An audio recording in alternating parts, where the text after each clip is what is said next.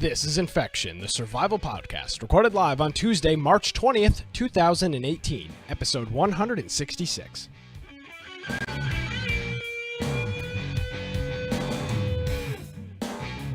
Hello, ladies and gentlemen, and welcome to another episode of Infection, the survival podcast. Infection is your source for the latest information on survival video games. We bring you the latest news, reviews, updates, and more each and every week. My name is Nick Craig. You can follow me on Twitter at Nicholas M. Craig and visit our website, infectionpodcast.com. Joining me as he does each and every week, Mr. Brian with an I, Aldridge. Hey, Brian, how are you? Hey, I'm doing great. Hello, everybody. If you want to catch me at Boise Computer on Twitter, of course, you can go check out my blog, biteoftech.com, and our website. If throughout the week, maybe you're listening to this in the podcast form and you want to go maybe see the links and references that we're discussing, we have those all in our show notes page. So if you go to our website, click on the episode that you're wanting to get the show notes for, and then there'll be a nice YouTube video if you want to watch the video for it, an audio player, and then the show notes for that episode. So for all of our podcast people that are listening to this and aren't able to see some of the video, because we will be showing, for instance, like today, we'll be showing some video throughout the show, have a lot of pictures. And so if you're driving in the car and listening to this, I would encourage you to go and check it out on our website. We should have imager pages with all these different images or YouTube links, and that'll help you give you some reference. So other than that, I would encourage you to go check out our Discord. We have a link on there. It says join server on the right-hand side of the page, nice little green button. And that will take you to our Discord where we're discussing games throughout the week, playing games together. We have a place where you can submit news topics if you want to discuss those. Have it be something that we look at and maybe put in the show notes. Also, we have just people talking about every little game. Sometimes it's a good place to learn about new things. People say, hey, have you played this game? If you have a game that you like to play and you're frustrated because maybe nobody else plays it, it'd be a good place to go on there and see if other people are into that game as well. So it's just a nice community of people that have a lot of different type of games. So come check it out. Absolutely. So what's going on in your world, Mr. Brian? How are you? Man, it's just I'm finally sleeping back in my own bed. Oh, nice. Congratulations. Two nights in a row. I'm sure your wife's very happy. Yeah, she was like, are you going to come to bed finally? It's been what? It's been almost 3 months. Yeah. All right. It's been two months and something. I've been sleeping on the couch, and not because she's angry with me, but because of my shoulder surgery. That's what I'll say. Oh no, she loves me still. Don't worry. Don't worry. I sleep on the couch because my arm. Oh, my arm. Oh Jesus. My arm. So I'm actually sleeping on the bed, and actually last night was a really good night's sleep. I kind of took for granted what it feels like to actually. First of all, out there, the pigs sleep out there, and they realize that the earlier they wake me up, the earlier they get to eat. Ah, perfect. And so it started at 7 on the dot. They would wake me up, and then 6:45, and they kept going earlier because they realized that if they could get me up a little bit earlier, they eat a little earlier. So now that I'm in the room, I can't hear them.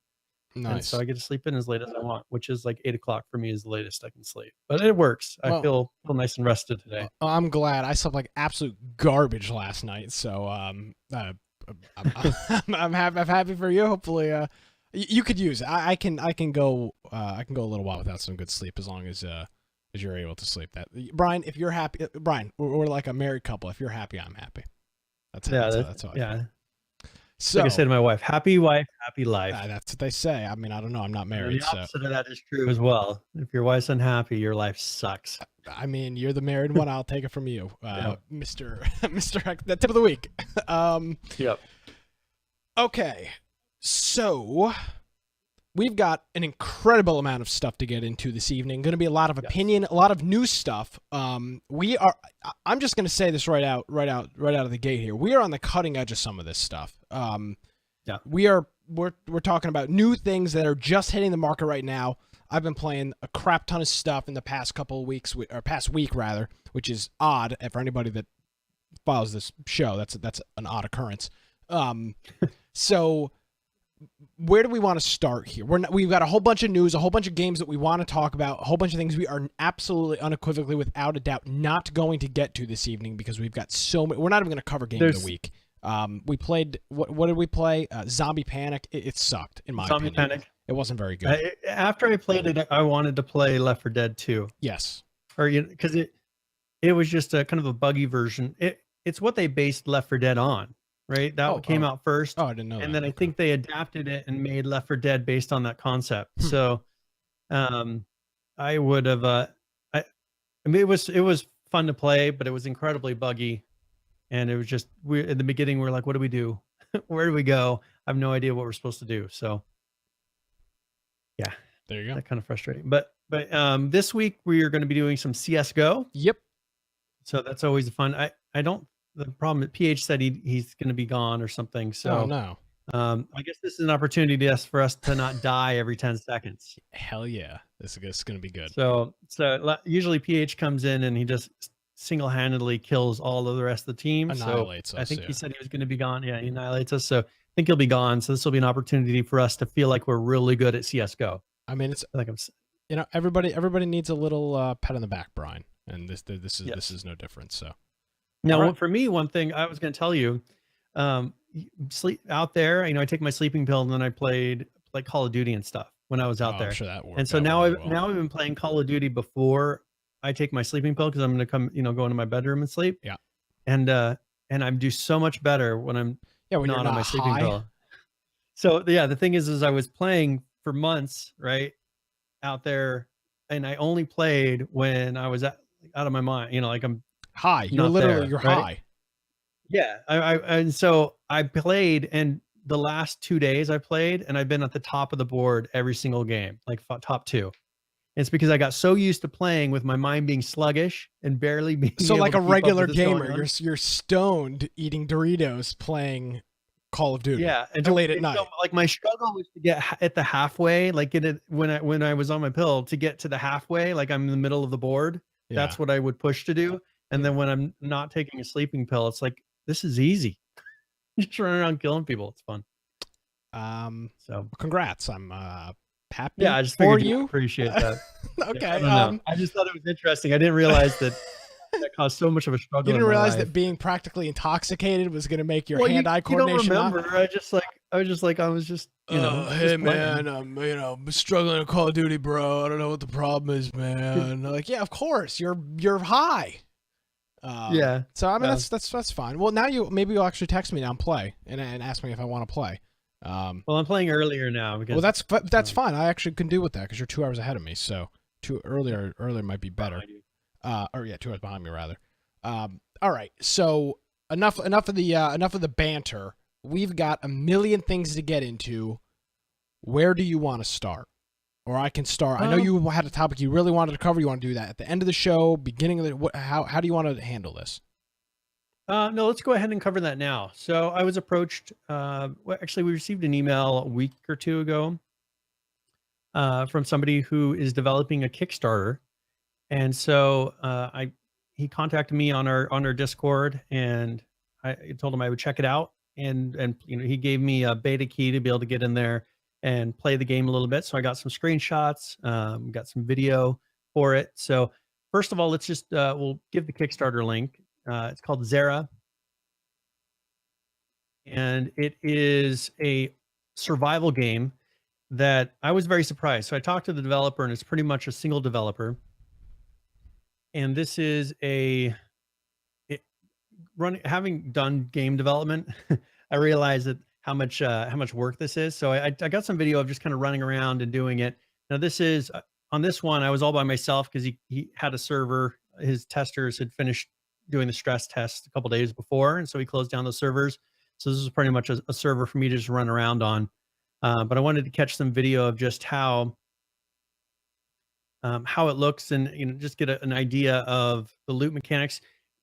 Us having been the H1Z1 podcast, if you look at this compared to Just Survive, personally, I felt like this feels better than Just Survive. Nice. Which, interestingly enough, you look at Just Survive, that's a huge development team compared to one guy. Just Survive is as a full studio, and he, because I harp on it so much, I feel like a broken record. He's working in an engine that allows him to not be shackled. pretty much, right? And so this is Zero Survival. It's an open world humanoid apocalypse multiplayer survival game. It sounds like he'll be starting out with about 50 players per server through testing, and then open it up to 100 as. I mean, you gotta go through and optimize and get it to where everything runs smoothly as you get to 100 people on a server. The level design is wonderful. I mean, if you look around, uh, I didn't just like pick one single spot and be like, okay, well, here's where stuff is. I just started running around, um, and just kind of streamed, just recorded it. I didn't look at any of this stuff beforehand, and I ran through, and there was just a beautiful environment. Um, it's based on a pretty much robots have taken over and pretty much cleared out the population. And so that's your primary AI type of a person you're facing. And then the other element will be PvP. So because I was on a server by myself, I couldn't really show you me doing PvP versus anyone else. But that will be another threat in this, is you versus other players. It's done in the spirit of War Z, Oh, okay. just because he was a War Z fan. So if you're someone who liked War Z but didn't like the hackers, that would be something that this should speak to you a little bit. The Kickstarter funds, from what he was saying, the first part of that is going to licensing the anti-cheat for it. And so that just showed me that his mind is in the right spot. The first thing he's going to try to do, he's getting is anti-cheat so that he can prevent hackers coming in and pretty much turning this into Just Survive, or H1Z1. But he doesn't have much time, so he's got 17 days to go. He hasn't really marketed it much, so I wanted to encourage everyone to do it right away on this show, rather than spend a lot of time through the week playing on it and stuff. I wanted to make sure I brought it up. So we'll have a link to the Kickstarter page for it. They have tiers where it's 25 New Zealand dollars, I think that is. So that's $18 US, or $15, 15 euros. And that will get you access to the closed alpha access, an early access Steam key, and then you get your name in the credits. Get some wallpaper, things like that. So if this is a game that you'd be interested in, I mean, as I said, having done game development, I know how much work that he's put into this, and the fact that he's been able to do this single-handedly is a really good sign. The frame rates were really good for having a very full world, pretty much where there's things everywhere. I had excellent frame rates. I didn't feel like anything was scaled down. And I don't know if you can jump in that video to maybe do like the 3/4 mark, because then I gotta. Around Does here? it let you? Too far? Yeah, that's I just want to go to a different area. So there's Okay, outside yeah. the city. I started kind of running up. Here's where I almost died to a couple of robots. But here it goes to where there's some subdivisions up here. Just a lot of variation in terrain. So yeah, I don't know too much other than there's some images. I don't know if you want to jump to the still images so I can kind of show some of the UI. I didn't really show the UI in the video. Yeah, let me get those pulled up here. But we've got on here, it has a nice user interface. There is a Kickstarter video that you can see there, but he's got survival servers. He's got competitive servers if you want to have more of a competitive environment, and then private servers if you want to be able to run, with a group of your people. Assume he's going to open it up to where, you could rent your own server. Just showing me, what a zombie look like, or not a zombie, a robot look like after you killed it. So these are just some still shots you can kind of flip through that I had taken. Took one out in the environment. You kind of see the weather changes. It's got rain and things like that. But yeah, it was a lot of fun for the time I was able to run around there and see it. I did back it, so it's not just something I talk about. This is something that I backed, and so I would encourage you, because I mean, if he doesn't make funding on Kickstarter, then that means that you're not out any money. So if you think this is a game that you might be interested in, I would encourage you to go and back it. So, yeah, because there's only 17 days left to do it. And he's not asking for that much. He's asking for $25,000 total. or well, a little over $25,000 US, and yeah, and it's 17 days for him to reach funding. So check it out. We'll have it in the show notes if you're listening to the audio podcast version of this. And you can go check out some videos. He's got a lot of information about the story for it. He's got information about the multiplayer, where servers will be located, some of the stuff that you'll be able to customize, like the day-night cycles, the weather conditions on private servers, how the loot works, whether it's PvP or PvE type of a server. You can password protect your own servers, so it's only your group of people going in there. He's doing easy anti-cheat for this, and that's where his initial licensing money is going to go that he makes from the Kickstarter. It's got a nice lightweight HUD. It's not full of junk. The inventory works seamlessly. I had no issues with that. Had a beautiful environment. He's going to have like a barricade fortification system.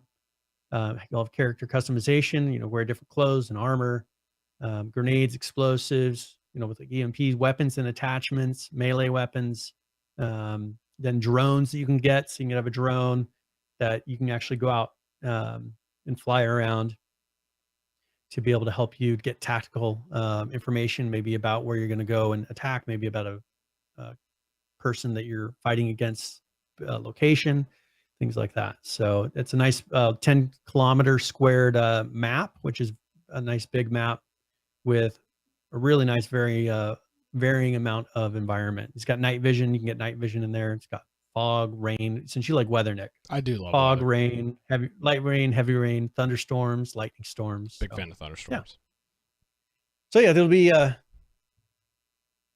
this will be good. And you've got, as we look at it, 17 days left to go on the Kickstarter. He's at about $5,000 out of a little over 25,000. So this is someone asked. He's doing it under Unreal. So this is, which my personal preference for engines. So if you're interested in that, go check it out. He's got all that information on his Kickstarter page. And just make sure that if it's something you don't put off, get in there and get it supported. And if you're something you really want, if you think you're going to be really interested in it and that your friends would like, tell your friends about it too. Say, hey, here's a game I found, because that's how you're going to get it funded. And that's how, because this is something that, just as far as we've played Miscreated, we've played all these games. Miscreated, the movement of the character is just horrible. The inventory system is horrible. This felt very good. As I said, felt more streamlined than Just Survive for me. And so if you're looking for something to replace Just Survive, because Just Survive's kind of leaving the game that was and turning into something else, if you don't like where it's going, I would check this out. And just as always, as we say with these Kickstarter games, we're not necessarily Brian is recommending that you go purchase the Kickstarter if you like the game, but this is not some type of endorsement deal. If this is your kind of game and you've got some money to spend, go for it. I didn't receive any money. As I said, I bought the Kickstarter, so I'm only out money. And if the game is a disaster, don't come at us and complain that oh, you told me to buy it. That's not what we do here. These things are brought to our attention. We talk about them. You can make your own decision. You're an adult. Don't come crying back to us if whatever happens. So, and I think that's pretty common with all the kind of the early access Kickstarter things we talk about. This does look very interesting. I'll take a look at their Kickstarter. Yeah, I liked your open. It's what Just Survive could have been with a better engine. So we'll see. We'll see what comes of it, and we'll keep it on our back burner here. 17 days to go, so we'll know here in the next couple weeks what the deal is with the Kickstarter, and if so, what happens with it. If not, what happens with it as well. And that's the thing, is I've been talking to the developer. So, if he doesn't make his Kickstarter, I'm sure that's not going to be the end of the game, since he's got something that seems to work so well. He's not going to be like, oh, I'm just tossing it out the window. I'm sure that there was something that is something that will come of it, but we'll keep you informed on what happens. Absolutely. So go check it out. There'll be a link in the show notes, infectionpodcast.com. Also, if you're listening to this program on your podcatcher or TuneIn, whatever it may be, the link to the videos and all that other stuff. Brian uploaded his video is unlisted on YouTube, so you can go and look at that if you want to watch his gameplay. Look at the screenshots. You can do all that stuff. And all that's available for 165 shows worth of show notes is available on infectionpodcast.com. and as well as the Kickstarter link for this game as well. Yes. All right. All right. So I made a prediction last week. Did you write it I down think in it your was last book? week. No, it's just something we were talking about. So maybe you remember this. I don't We were remember. talking about Paragon and their Okay. assets. And do you remember what I said?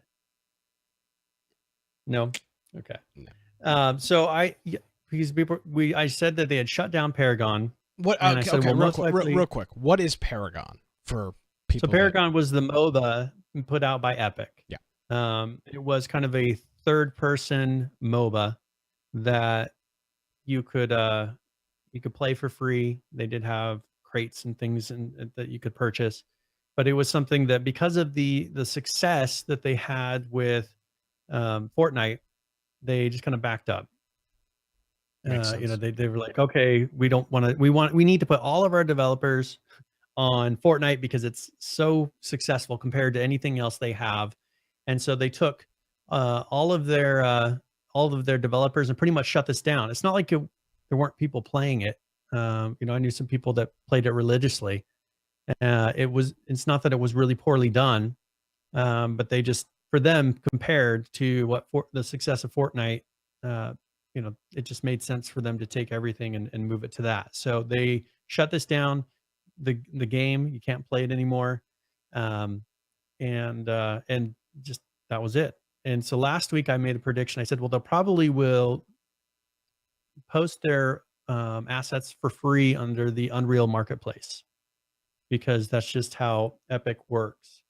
And that's something that they did an announcement here this week in the last couple of days. So there's an announcement that they have released what they call $12 million worth of Paragon assets, Okay. which is what it cost them. I mean, that's how much it cost them to make Paragon. Well, with R&D, yeah, I got it. A little bit exaggerated. So $12 million. I mean, yeah, I don't know. They pay somebody they pay somebody $100,000 a year, and like, oh, well, that's $100,000 worth of assets from that person. Okay.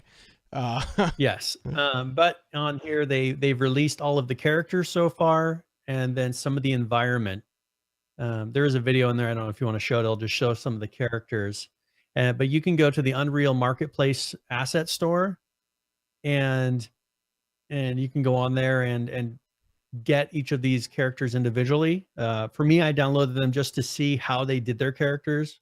You know, just the way that they handled the faces and you know, the clothes and all that. And it was interesting to see. But a lot of these are variations. They have a couple characters with a couple variations each. But these are all free. You can use these in a commercial project. Nice. So if you have something that you want to use this for, there isn't a limit. You can't use them outside of Unreal Engine.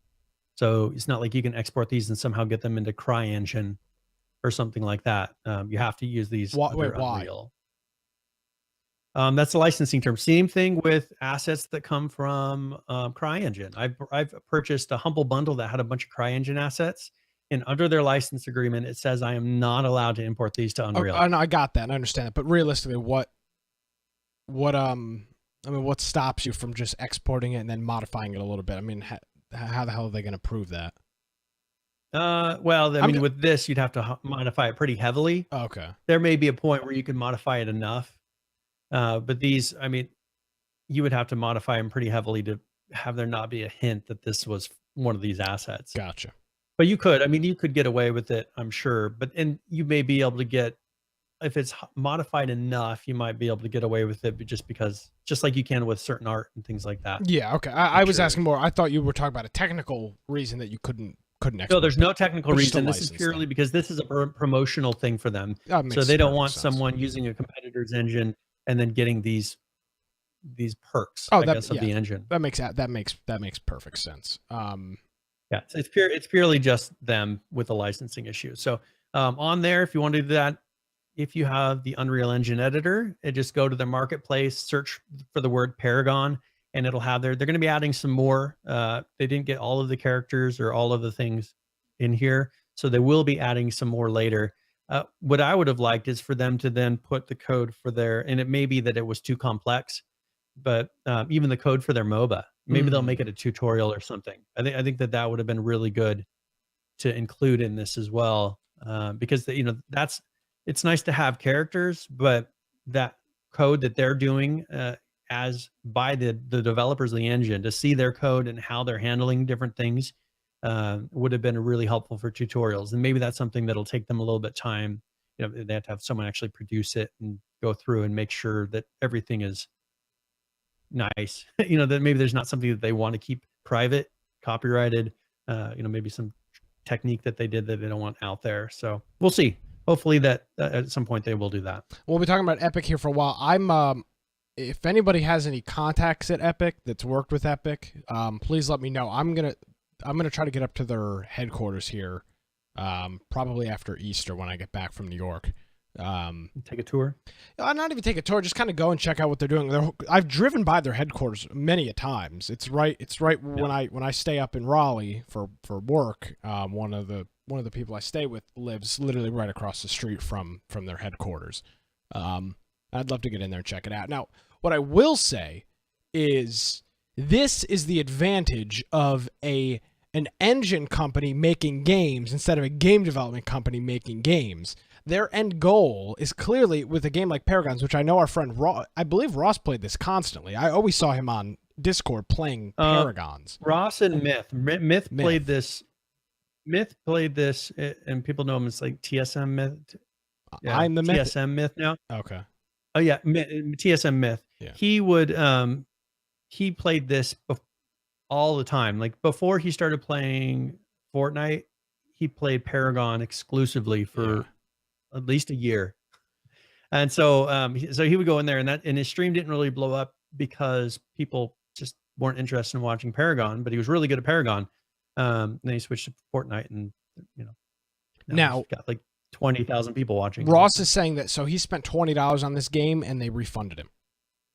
Yes, they did say that cool. If you had put money into Paragon, you will get your money back. That's incredible. That's one nice thing that Epic does.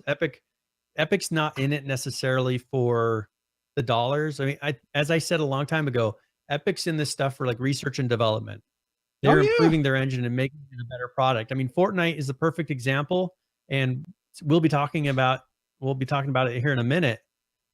People say, well, Fortnite is purely so that they could, make all this money. No, Fortnite is because they see that there's all these companies that are trying to develop under their engine that are struggling in certain areas, and it's hard for them to make an engine that kind of works in those areas when they don't know the struggles that those developers are going to be running into. So you know what? Epic made the game that other people are making, but the thing is they're just really fast. Well, but then they were able to go in and see, okay, well, here's what they're going to need to do, and they're making it. Do you have something you want to go into first? Well, I just want to say, I want to clarify the point. Epic Games is not a game development company. They are a software development company. They develop the engine. That is their product. Their product is the Unreal Engine. Their product is not Paragons or Fortnite. Now, Fortnite may be different, but we'll see what happens with Fortnite. But their end goal is not, and they may with Fortnite, because it's so freaking popular, end up doing it. It may stick with it as if it's a full AAA game.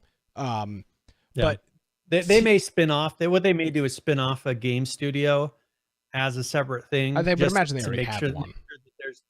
Well, but they may separate the companies a little bit more so that people can't say that there's any kind of a conflict of interest in there. According to this, Epic Games, they're an American video game and software developer. Now, obviously, they've made games in the past. They've been making games. I mean, you've been making games for a while. But now, and I will say, and I'm being corrected by this, and Ross makes a good point. Gears of War was an Epic game, but their big product, in my opinion, is their engine. That's their thing. That's their bread and butter, as you would say. Now, the thing is right now, Fortnite's kind of competing with that bread and butter because it's so highly successful, and they didn't expect it to be this successful. They make games and they tune them and they make it to where they're like, okay, now here's proof. They were pretty much proof of concepts. Here's proof that our engine will run this game well. It'll do this type of thing that you're doing. Now, and part of it may have been that people looked at the struggles that that they were having with PUBG, Yep. and saying, you know what, no, that's the engine. That's the engine. I think they wanted to go in and say and prove that it wasn't the engine that was the struggles with PUBG, or if it was the engine, as I said, figure out what is it that is causing a 100-person on a large map, all verging into one area. Like, what is it about that that's causing our engine to struggle? And so they made the exact same thing, and they just happened to have made it really well. and it then became the direct competition to, I think, the product they were initially trying to help. Yes, and I wouldn't even say at this point. Thank you, GF Disturbed, for the subscription. We appreciate that. Okay, we're gonna talk about Fortnite. This is gonna be a long conversation. Let me get my graphic here. And then after you talk about Fortnite a little bit, I have something I want to wrap that up with, as that'll roll into the next topic as well. Well, perfect. So Brian mentioned a keyword with them, and that keyword was fast. And of course, they're very quick with doing things because they are the engine. I mean, they are you talk about people that know the code the best. It's the people that are literally developing the engine. So when they say, "Oh, let's do X, Y, or Z," they are the developers, and it's just different, I would think, than somebody like Bluehole, who is, "Oh, let's do this. Okay, well, let's figure out the best way to do this." The Unreal people literally built the engine, or the Epic people literally built the engine. So they know, for the most part, there's people that work for them that they know everything about how the engine is going to handle this, that, and the other. They developed it. So they're incredibly quick with things. And they're forcing PUBG's hand, and the case in point of that is mobile. So yes, a couple of weeks ago, PUBG, Bluehole, well, actually, this was a couple months ago. Well, maybe a month or so ago at this point. In conjunction with a Tencent, whatever the hell, the Chinese publisher announced that they were going to be bringing PUBG to mobile in China. And this was, of course, a big deal. This is the first kind of big game that we're going to see ported to mobile, but it was only going to be available in China. So couple weeks pass, and then literally 2 weeks ago, Fortnite says, "Hey, we're making a mobile game." They released a trailer on a Monday or something like that. The next Monday, signups come out, and then the Monday after that, or the sign-up process comes out. And then the Monday after that, they are literally emailing people keys, including myself, who had the opportunity to play a decent amount of Fortnite mobile. So you could make the argument that they turned around a mobile version of this game in less than 3 weeks. Now, were they probably working on it beforehand? Yes. But they talked about it, announced it, and had it out in the public in less than a month, a couple weeks. So the sign up, we talked about this last week. The mobile game is out, and what I'm going to do, iPhone only, so it's iOS only. iOS only at this point. At this point. And oh geez, I lost my video. And okay, so what you're seeing right now is I streamed some gameplay from my phone. So if you see breakups or stuttering like this is because I was streaming it to my computer and screen capturing it. This is Fortnite Mobile, and I personally was not a fan of Fortnite. But I'll tell you what, Brian, this mobile game is, I was going to say Unreal. This mobile game is it's epic. It's Unreal. It's epic. It really is unbelievable. I have not been a person in the past that has enjoyed any type of mobile games whatsoever, even the little mundane ones. I played them for a very, very brief amount of time, if I play them at all, and that's it. There's just not a whole lot. I have been playing this game a lot since I got access to it between, I think, last Wednesday or Thursday. I've had it just since last week's show. It is literally the PC version of this game with some modifications. You'll see one right here popping up on the screen. I'm gonna, of course, if this stupid pop-up. There it is. So this little, see that little orange icon that is there?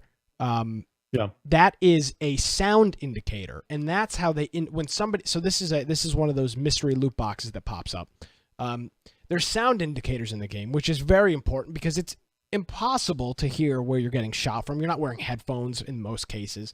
You're just listening through speakers. So their solution to this problem is have this little, like a 360 circle on the screen, and when somebody shoots, and I'll continue to play this because somebody will start shooting here very shortly.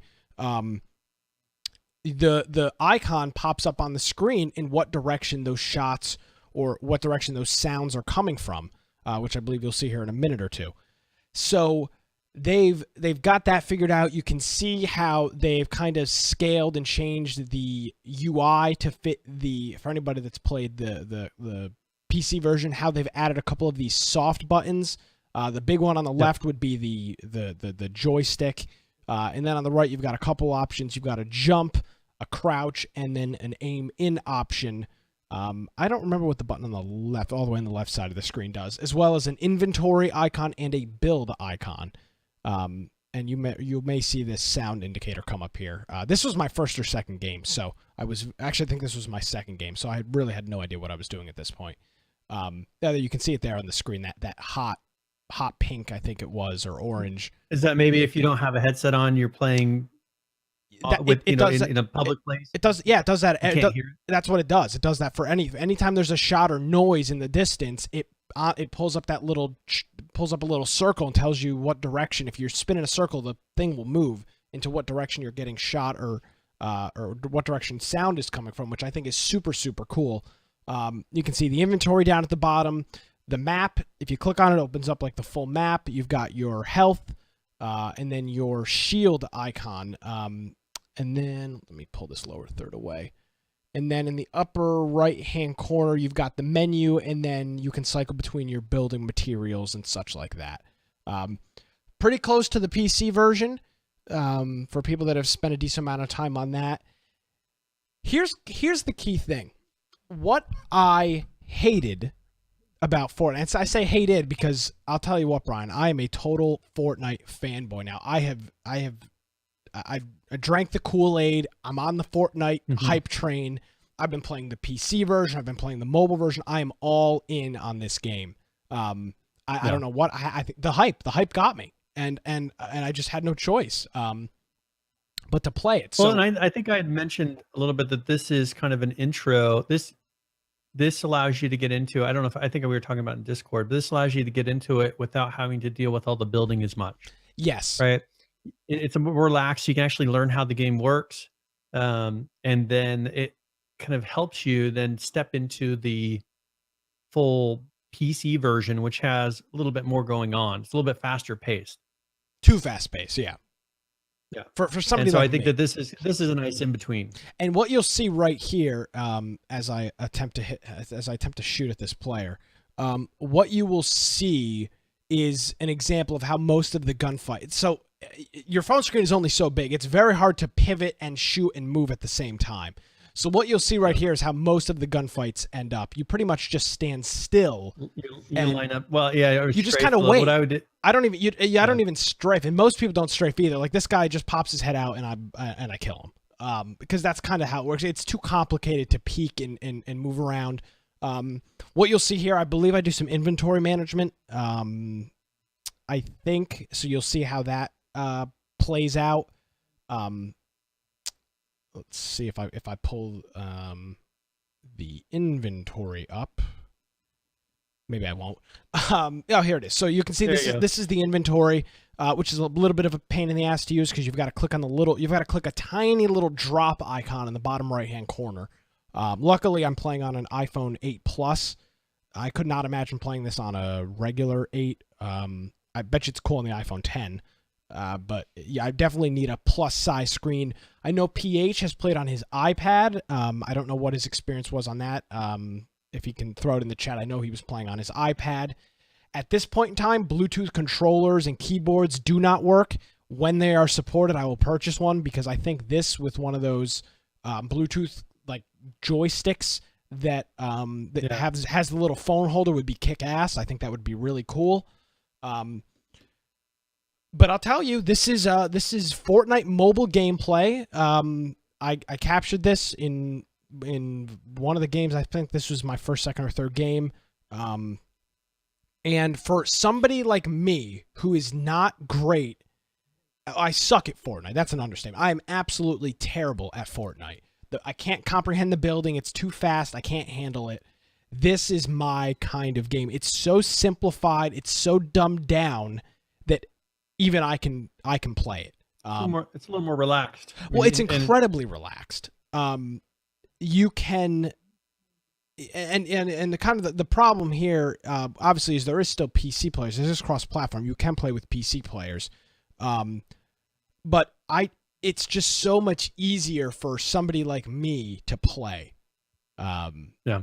I'm not good at Fortnite. I've tried it. I just can't. I can't build. I tried building I don't remember. I think I was playing with Tag. I tried building. It just doesn't work. It's not me. And the mobile version really doesn't have a whole lot of that crazy building stuff. So as you'll see here, I don't remember. I think I got another kill here somewhere. Maybe I can transition over to that. Let's see, maybe not. Actually, I did do some building here. Let me see if I can pull this up. And I imagine how slow it'd be compared to PC. I mean, you just see him just building incredibly fast on the PC. It will almost be impossible to do that. And you can see there's the map, phone. how that pulls up. Damn it. You can see how the map pulls up just like it does on the PC. You can set waypoints. It's literally the full PC game because they're using Unreal. Well, of course it's Epic. Because they're using Unreal, for the most part, I believe they literally can just compile the game for mobile with making a limited amount of changes. This is not a complete rewrite.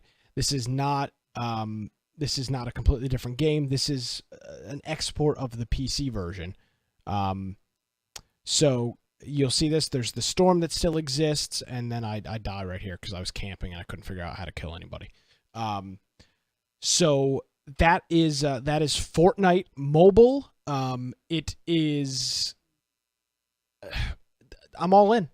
That's all I can say. Personally, I think that this is going to, the fact that games are coming out like this is going to usher in the mobile versions of the Nintendo Switch, because right now you've seen those little dongles and things like you're talking about where you can get a joystick that attaches to your phone, or it's an accessory. I don't see that happening, before this. But now I can see these games coming out, and the fact that Unreal has really embraced allowing this to happen. I can see people going out and purchasing those and them having a point now, because it makes it so you don't have to touch your screen for that part. You can have it to where you're pretty much using a joystick in a way, at least on one side of the screen, even if it's just your movement and maybe a few buttons on it. That would be a huge point. You still want to be able to touch the screen and do something. Yeah. So real quick, what you're seeing on screen right now, and if you look at my player's head, you can see it's tough to see. Actually, I think are those like hearing footprints? Yeah, I think I can actually zoom in on it. Let's see. Yeah, you can see that right there. That is an indication that there's actually two things on the screen now. You can see very faintly on the left. There's a shooting icon right there. That's a shot or an explosion sound, and then in the gray is a footstep icon. There was somebody walking right above me, which I thought was pretty cool. So you can see how this kind of plays out, and what's going to happen is some guy's going to jump down. I was too scared to go and try to kill him. So I just waited, and he'll pop down here in a second and destroy me. And that's how my game went. I did have a good game where I came in second, which was unfortunate, and you'll see me there get massacred. I did have a second place finish, which was cool, and yeah, that's it. That's Fortnite Mobile. It's out. If you have an iPhone and you need a key, I think I have one invite left. Ping me in Discord, and I can message you that. I think I have one left. So if you need one, if you've got a iPhone 6/SE, iPad Mini 4, iPad Pro, iPad Air 2, or a 2017 iPad, or above any of those things, you are eligible to play. So let me know, and I can send you a key. And if you have extra keys that you don't have a way to get rid of, if you want to send them to me, I can we'll try to give them away to people if you've got extra keys and stuff. So if you've got an iPhone and you're looking to play this or some type of iOS device, I highly recommend it. And I know you wanted to bring something up. What game were you going to transition us into? I was going to talk about some of the changes that Unreal has made to their engine, because this is something I brought up a while ago. Okay. Unreal has been adapting their engine, and it's so that games like this, because I'm going to be talking about PUBG's game that is very similar to this mobile game that they were able to put out. And the things that they're doing is they're making it so that you get a very similar look to the PC game on a mobile phone. And they're doing a lot of things that are lowering the resolutions, but still making it look clear, that are doing just a lot of advanced techniques to try to maintain a certain frame rate. So like for the PlayStation 4 and Xbox One, they have a thing called dynamic resolution, which allows you it will scale the resolution that it needs to do to be able to get a certain frame rate on your console, rather than, having it stagger or slow. It actually adjusts it so that you have a consistent frame rate to be able to compete.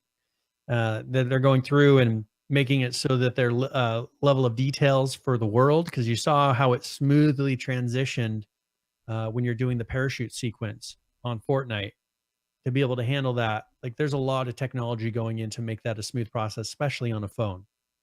And so this last update that they did allowed them to release like they have with PUBG and Fortnite, because it put in some of these extra technologies to make it to where a phone could actually handle it, and you wouldn't see big jumps in the level of detail of these items. It looks like it smoothly transitions in. And so I just wanted to mention that if you're into Unreal, I would go check out 4.19 is the release that they did before they released their mobile app. And they're taking advantage, and they probably released it a little early to PUBG because they were able to get this out. They were maybe working off of a test version or something.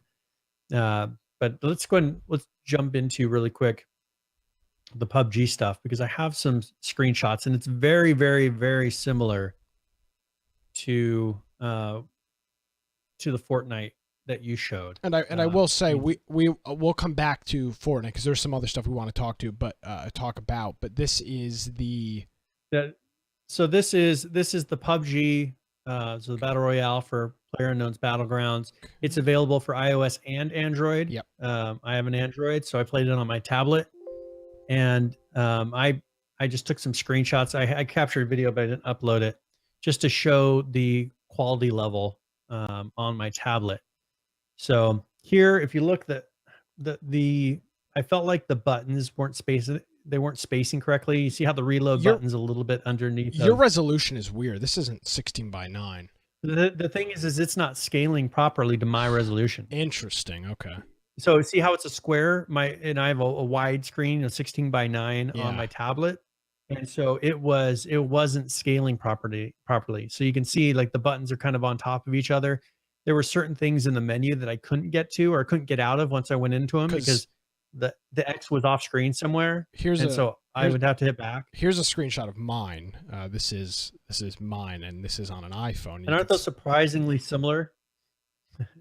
So yeah, I mean, look, okay, but look, do you have the Fortnite one? Okay, look at their buttons. So I was prepared for this. Okay, so we'll get into the PUBG thing. I want to talk about these two UIs because I want to make this point. Brian, I promise we'll get back to this, but I'm itching to make this point. Here is a close-up of Fortnite's UI. You can see there are, not including the map, there are 1, 2, 3, 4, 5 buttons, plus the joystick and the menu and stuff like. So let's say eight things that are interactable on the thing. 9, maybe even 10. Round up to 10. Let's go with that. Yeah. Now let's show PUBG's UI. There are 1. Well, look at that eye on the upper right. I have no idea what that even is. I tried pressing it and it doesn't do anything. I'm not sure. I'm not sure what. To the lower left of the map. See that eye sitting there? Oh, that's the microphone. It's like an eyeball. Oh, No. The lower left of that. yeah, I don't know what that does either, actually. So there's Yeah, I couldn't figure out what it was. 1, 2, 3, 4, 5, 6, 7, 8, 9, 10, 11, 12, 13. There's 15. There's a text. There's almost 20 things on the screen. 15, 20 things on the screen. Compared to Fortnite's like 5 or 6, not including the menu bar, obviously, with the weapons. And one frustrating thing was because there's so many buttons, sometimes I would accidentally like tap my finger would move over because using it to move around. My finger would move over the shoot button. Constantly shooting.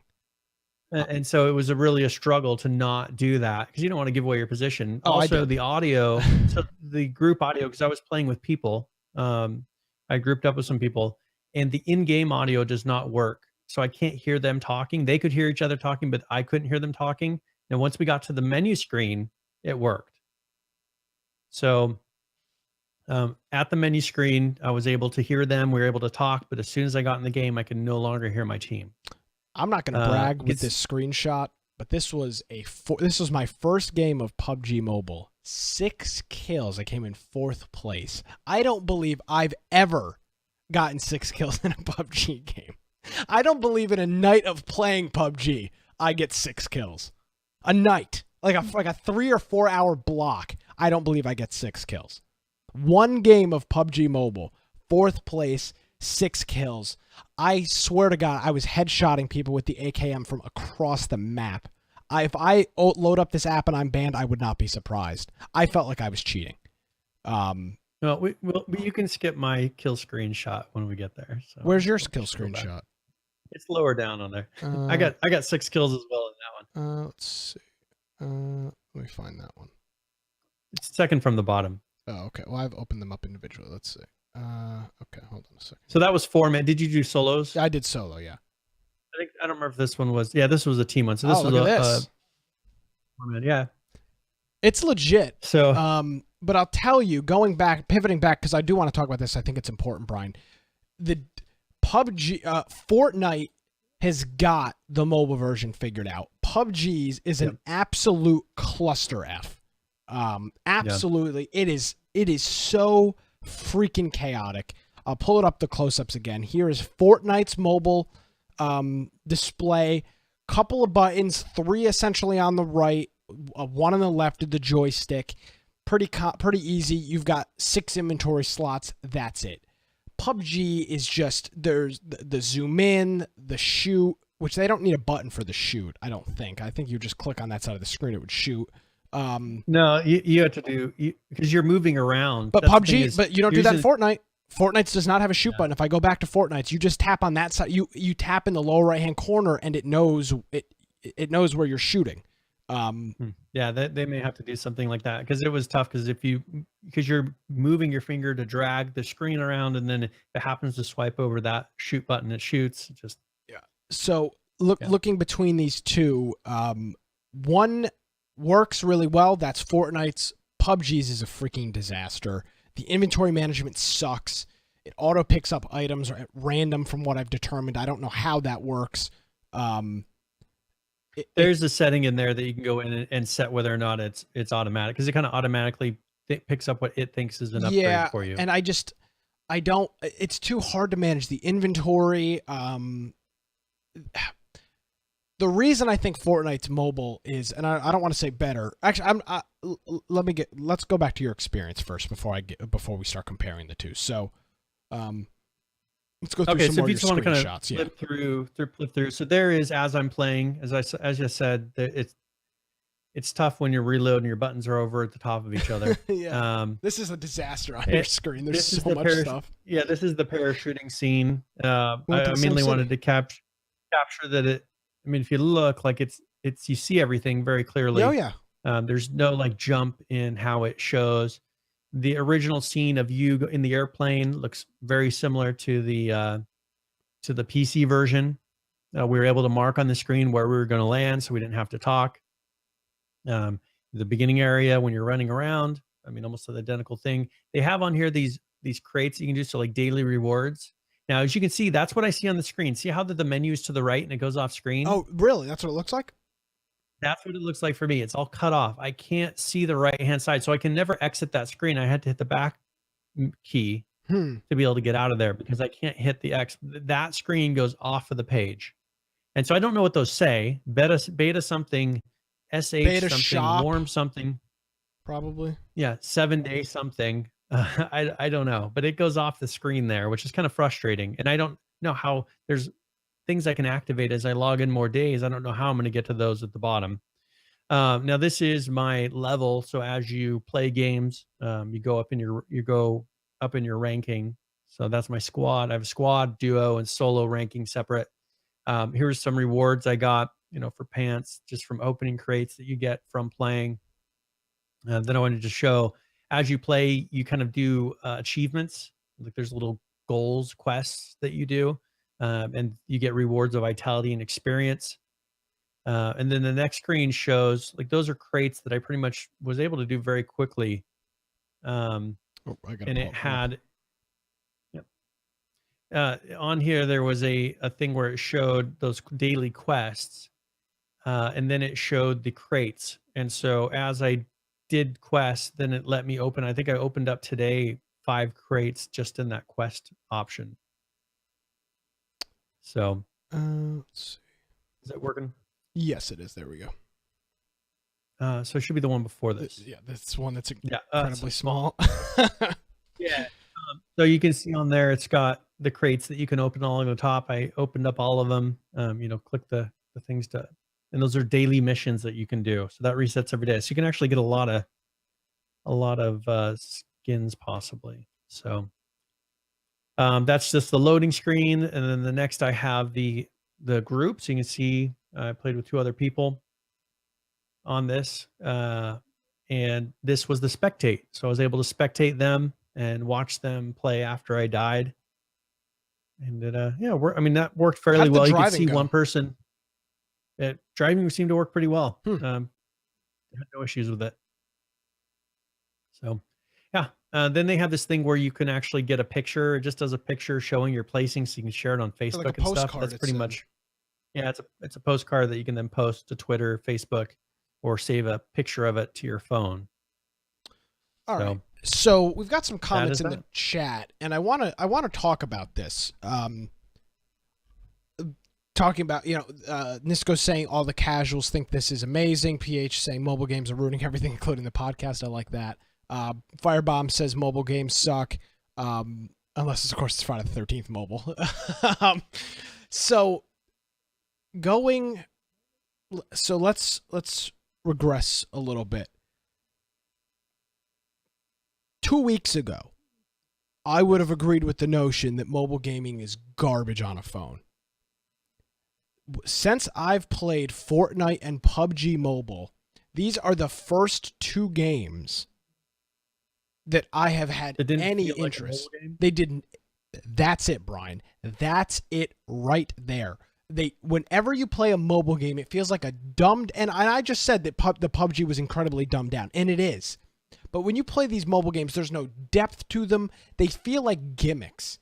When you're playing Fortnite or PUBG Mobile, it's literally the exact same game that you're playing on the PC with some minor modifications to the UI. Other than that, it's the same gameplay, the same style. The gas still comes in. The whole map is there. The whole map is there. You jump out of a plane, you land, you do your thing, you loot, you run, you shoot, you kill. It's the full game pushed down onto a phone screen. Now, I'll say the experience isn't anything amazing. I'm not saying that this experience is better than the PC, better than the Xbox, better than the PS4, because it's not.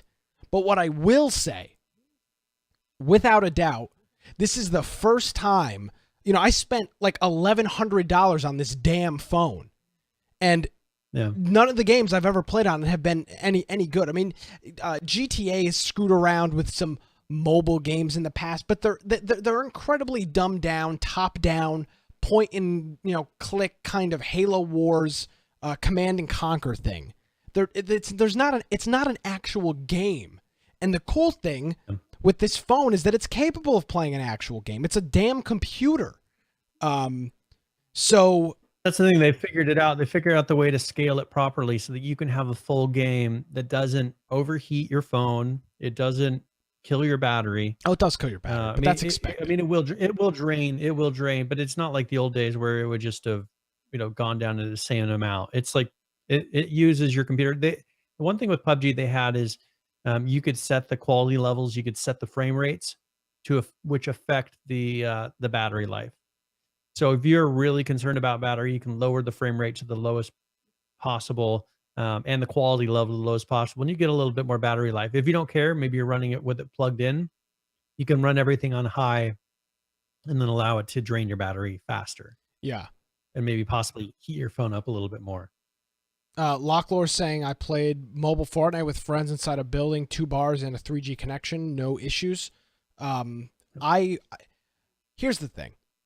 I'm carrying around a full functioning, full-fledged computer in my pocket. This is an incredibly and everybody knows this. You're not hearing anything you don't already know. But today's cell phones are so freaking advanced. So advanced that a full PC game can by the way, Fortnite is like 60 gigabytes on the PC. The phone version is 2 gigabytes. PUBG was 800 megabytes. At least the initial download. It did an update, but the initial download was 800 megabytes. So you're talking, and PUBG is incredibly big too. It's, again, same thing, 40, 50, 60 gigabytes on the PC. They've crunched that entire game down to less than 3 gigabytes, less than 2 gigabytes. And it plays very, very similar to the PC version on your phone. And there's something to be said about that. You know when I've been playing Fortnite mobile? Right before I go to bed, what I typically do is I'll browse Reddit or Twitter, and or I'll be reading or something like that. It's the perfect opportunity to hop into a Fortnite mobile game, play 1 or 2 games. They're quick, total time, maybe 30 minutes if I do good in both of them. 15 minutes is a long time in a Fortnite game. That last game that you saw was like less than 11 minutes, and I got down to the last 20 people. PUBG, on the other hand, those games are incredibly long. They've got to figure something out with that. But the Fortnite games are quick. The map is smaller. It plays much faster. So it's the perfect thing for game before bed, game in between meetings at work. If I had a commute in which I was taking the train in New York or Philadelphia or DC or Seattle or San Francisco, something like that, this would be the perfect thing to play on on the the DC Metro or the Long Island Railroad, 25-minute train ride, play 2 games of Fortnite Mobile, a game of PUBG. It's a perfect way to pass time. Instead of what I end up doing when I need to pass time is freaking browsing Reddit or Twitter, and there's nothing useful on there. It's just mindless scrolling. Oh, look at a GIF of a cat and a squirrel playing. Oh, that's exciting. There's 45 seconds of my life I'm not going to get back. So it just it works. It fits. It fills the gap that sometimes you've got where you've got 10, 15, 20 minutes of kind of like a lull when you're not in front of a computer, when you don't have access to a computer, or maybe you just want to chill. For example, the other night I was cooking and I was making spaghetti, and that's something you just stir every couple of minutes. You stir the pasta every few minutes. I was playing Fortnite Mobile as I was standing there. When I needed to stir a thing, I just set the phone down, I crouched in a bush, stirred up the pasta, it was good to go. I died before it was even done playing. Less than 8 minutes, I was dead. Or 15 minutes, however long it took. But yeah. What's funny is my wife gets so bored, like curling her hair or whatever she does to her hair, that she'll sit there and play with the game while she's doing it. Because I'm like, well, why are you, like, she's just sitting there playing Clash of Clans or whatever, and it's just because she's like, I'm so bored, like I can't do anything else. That's it. That you hands, but what I'm saying, like that's the perfect. You can't do anything else. You have to be sitting somewhere or something. I've uninstalled almost all other games from my phone just because there's no depth to them, as you said, and I've kind of fallen back onto. I just want to put games that actually they're not just repetitive over and over again. That have some more to it. So this is a good step in that direction. I think that we'll start seeing this more and more now that Epic has an engine that's able to scale perfectly to these phones, and this is proof of it. I Uh, I am if you have not played either of these games on mobile, don't make a comment until you have. This is one of these things where until you play it, it really is an incredible experience. It's Yep. And the reason it's incredible is not because the game is so good, it's because I've played the full-fledged PC version of this game, and it's mind-boggling to me that they have been able to scale that full game down onto my phone. It's the first time I've ever experienced anything like that. I've seen these lame attempts at mobile versions of games before. They suck. They all suck. They're terrible. They're jokes. They're so dumbed down because they're on an engine where they essentially rebuild the game in Xcode for the iPhone or for Android or whatever in Java. But because Unreal and Epic are doing the whole thing together, the engine exports it in the format. in the proper format, and there's no hacking slashing it together to make it work. And the same thing we're going to be seeing here too. I mean, Ark announced they're having Ark Mobile, and it's because of this exact same thing. It's all under these are all three the same engine. They're probably going to all work in a very similar way. You'll probably have almost all of the features. They may take out some things, but you'll have almost all of the features in Ark on a phone or a tablet that you do on the PC game. Yes, and we'll talk about that. Now, Nisco's saying I've seen better games. Hearthstone is a good example. Hearthstone is a very good example. I'll agree with Hearthstone. But Hearthstone is a card game. It's a little bit different. Now he brings up Real Racing. That's a game that to me has no depth and I have no interest in playing. There's been racing games on the iPhone since I was in middle school or high school when I got my iPhone.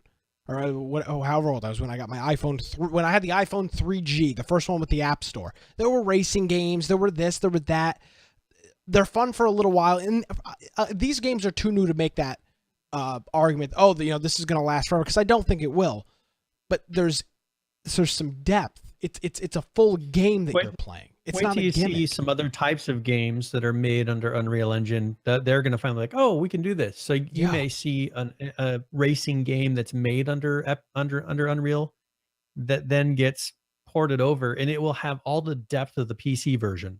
Whatever story and all the stuff that's there, whatever progression system they have, maybe for upgrading your cars, it won't be a dumbed down mobile version. It will have all the features of the PC version, which, maybe will change the expectations of what people want a mobile game to be. And I think that's what's going to happen is there's going to be a convergence. Right now, you look at PUBG and saying, oh, that's a PC game being, put on a phone. I think you're going to start to blur those lines to where you're going to expect the PC or the mobile versions to step up. And as you see here, be almost pretty much identical to the phone or to the PC versions on a phone. So far, this is the first pass, and it's really close. I think that these games are going to change mobile gaming. Not because the game is so great on mobile. It's good, but obviously there are issues with it. But because, and this is the thing to remember, Fortnite right now is so freaking popular. So popular. So popular that Ninja, Drake, and Juju Smith-Schuster, who's a wide receiver for the Pittsburgh Steelers, were playing this game last week, and Ninja had 628,000 concurrent users on Twitch.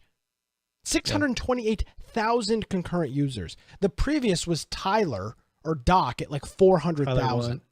Tyler won. So there was Tyler won, and then he got beat out by Doc when he had his comeback. Yeah, with still was around 450, 500,000. This was 600. Ninja who passed that. 628, Brian. 628. I mean, it's practically a million freaking people. Obviously, it's short, but I mean, might as well just be a million. That's nuts. Yep. This game and one is thing so I wanted to mention, hyped.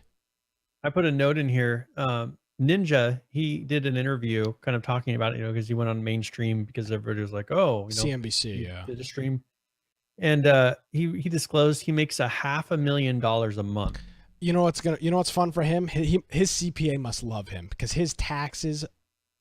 Twitch doesn't take taxes out, so just like YouTube and Twitch, you've got to pay your taxes. So he's making. So he's really bringing in. Part of that is YouTube, Twitch. He's got 8 million subscribers or something on YouTube or some crazy. He's got a couple different ways he's bringing it in, but all the stuff that he brings in from Twitch, those subs, those are split half and half with Twitch. So Twitch has got to love him. They're probably doing everything they can to make him happy, because they're bringing in a big chunk of that 500,000. Yeah, and a lot of it's these Prime subscriptions. I mean, they're just right now they're killing it, and he works hard. I mean, you can only imagine. Nick and I have talked about it. Streaming a video game for 8 to 12 hours a day. You say, "Oh, that's easy." Try it every day for 8 to 12 hours, and we'll see how much you want to stream by Saturday morning. Do it one day, I'd be done. Yep. So there's a couple of reasons that I think that these mobile games are so crazy right now. Or excuse me, that they're going to be crazy. PUBG and Fortnite, you can make the argument, are two of the most popular games right now, or at least the most popular up-and-coming games. Games like CSGO and League are very popular, but they've been out. They're established. They've got a very consistent player base. But PUBG and Fortnite, specifically Fortnite, they're exploding right now. Absolutely exploding. And people are hopping on these mobile versions of these games, and they're playing them because the hype is so real. Everybody is talking about, everybody is playing these games. Yep. With that being the case, that's why I seriously think you could have this, I don't know what I'd call it, but you're seriously going to have, I think, a change in what people want from mobile gaming because Fortnite is so popular. And guess what? There will be another thing. Something will come and it will dethrone Fortnite. Fortnite is not the end all be all. We will not be talking about Fortnite like this in probably the next 6 or 8 months. There will be something else that will have probably blown it out of the water. Maybe another Epic project for all we know. So could be the new Daybreak title. It could be. I mean, yeah, it could be that. You never know. So in saying all of this, I think you need to hop in and play them. If I was to make it, I know Brian hasn't played Fortnite Mobile. He's played PUBG. I played a couple games of PUBG. I think right now Fortnite has got it down. The UI is much simpler. The game, there's only 5 inventory items total. That includes guns and bandages and everything combined, or 6 rather. There's 6 inventory slots. That includes bandages and the chug jug and the shields and all that stuff. So the game itself lends itself to mobile much better, in my opinion, of course, and you can challenge me if you want, that's fine. But I think the game itself does a much better job just because it's a simpler game. I think they thought it through before they developed it more to think of how can we be as compatible as possible, because they probably had this mindset in the beginning because they were developing these features for the engine, saying, all right, well, we're going to want to be able to put this on mobile. We want it to work for consoles. We need to come up with an interface that works for all of these so they're identical on the consoles, PC, mobile platforms. We don't want them to be any different. Where you have something like PUBG that's made with PC in mind, then they're having to hack it over to kind of work with a console and a controller, and then they're like, okay, now we got to try to figure this out how it's going to work. And ran into the same thing with trying to play Ark on a console. It's not designed in a way that's friendly to do it. Same thing with 7 Days to Die. Huge pain. I've watched people play it on a console. Just a nightmare. Even Minecraft. I mean, it's just the console version. The way that it works. It's just tough. They haven't done it well. Well, and it's not that they haven't done it well. It's that the game itself, the game does not lend itself to made. It's not made and designed. And that's the thing. The Epic designed it with every possibility in mind. And I think that's the standard. They're setting a standard of, we want our engine to look good because we want you to make games that look really good and work very well, because that makes us look even better and we'll get more sales off of it, right? Yeah. I think they're setting the standard of, here's what we expect. If you're going to make a game, make it up to this standard. And they're doing a really good job because they've done everything right. The performance is there, the easy to use, as far as the interface is there. It is a complex game as far as the building, but it's not because, people aren't saying, well, it's just really tough to build, like clicking the buttons is hard. It's just in your mind, it's difficult, right? Yep. And thank you, Firebomb, for the cheers. I will read that comment here in a minute. I can't read it off my screen. I can read. Jason Voorhees left this on my doorstep for you guys. Okay, perfect. Thank you very much, Firebomb. We appreciate that. Overall, here's the key thing, and this is the point I wanted to get to. I'm going back to my notes and because there was a couple of points I wanted to make. What we're experiencing right now with PUBG and Fortnite, even if you hate both of those games, first of all, there's a couple of things. The Battle Royale genre is here, and it's here to stay. Call of Duty, most likely, with their next revision, is going to have some type of Battle Royale-ish mode. Yeah. Battlefield is going to have some type of Battle Royale-ish mode, I would assume. Red Dead Redemption literally delayed their game, and the rumor is because they're adding a Battle Royale-ish type mode. You're talking about three of the biggest game developers, Activision, EA, and Rockstar. All of their next titles, which will be out this year, they're supposed to come out this year, will have some type of Battle Royale mode. What we're seeing with Battle Royale right now is what we saw with zombies back in 2014-15. We're experiencing the zombie bloom right now. Now, the difference between the zombie one and this one is this is a little more mainstream. The zombie thing was more for the gamers, the more hardcore gamers, if you want to say that. As I was saying with PUBG months ago, you had regular YouTubers, people that do vlogs and stuff like that you don't see as video gamers in their vlogs talking about them playing PUBG. Months ago, it was the phenomenon. 3+ million active concurrent players. It was taking over. Fortnite is doing that, but I don't know what their numbers are. I don't believe any of the numbers that they're publishing because they're not consistent. And I'm not saying that they're lying. It's just they're not consistent numbers. They don't have a constant stream of data like everybody else. But I think this is the next push. This is the next thing, and this is going to be it. It's going to be Battle Royale-ish it's going to be the next thing. So even if you don't like it, it's pushing the envelope. Epic has got Bluehole on their heels. They're not going to be able to just cruise by with their same stuff, and I'm not saying that negatively. They're going to have to push the envelope now because Epic is at this point kicking their ass. Unequivocally, without a doubt, Epic is kicking their ass. And that's I can't imagine it's a good feeling if you're sitting there as Bluehole right now because your player base is being sucked away to a free-to-play game by a company that literally has zero interest in making money with the game. I mean, clearly they refunded everybody's Paragon. Anything that anybody bought on Paragon, they refunded. They clearly have no interest in making any money. They could have easily kept that and said, "Yep, this is what we're doing." So I think mostly they put prices on things because they want to see what people are willing to pay. Might be. Like I think they're doing it more of just to judge the market and see, and maybe set a standard of what other people that are making similar games can charge. I mean, I feel like it's for them just a total test of the market. It's weird. Like I try to figure out why they make certain decisions. Because you always want to see, are they making it for a selfish reason? And everything that I've seen with them is the money that they have people pay is not because they need that money. I mean, they make money in plenty of other ways, but it just seems like they're doing tests. They're trying to see, is this how things should be done? Is this how it's supposed to be done? Will people pay this? And then because if they shut it down, they're like, oh, here's all your money back. We didn't spend it. Like, here you go. We've been holding on to this. Yeah. It's just kind of weird. It's a little crazy. So that's kind of it right now. I'm gonna continue to play these games. I'm all in on Fortnite. I don't know what it is. Let's see if I can get my wife to play some PUBG Mobile. I mean, because that's the thing. Can we play PUBG? Can we play together? Yeah. Okay. Well, I have to see. We'll have to see. I think we'll have to see if you can do iOS versus, but maybe.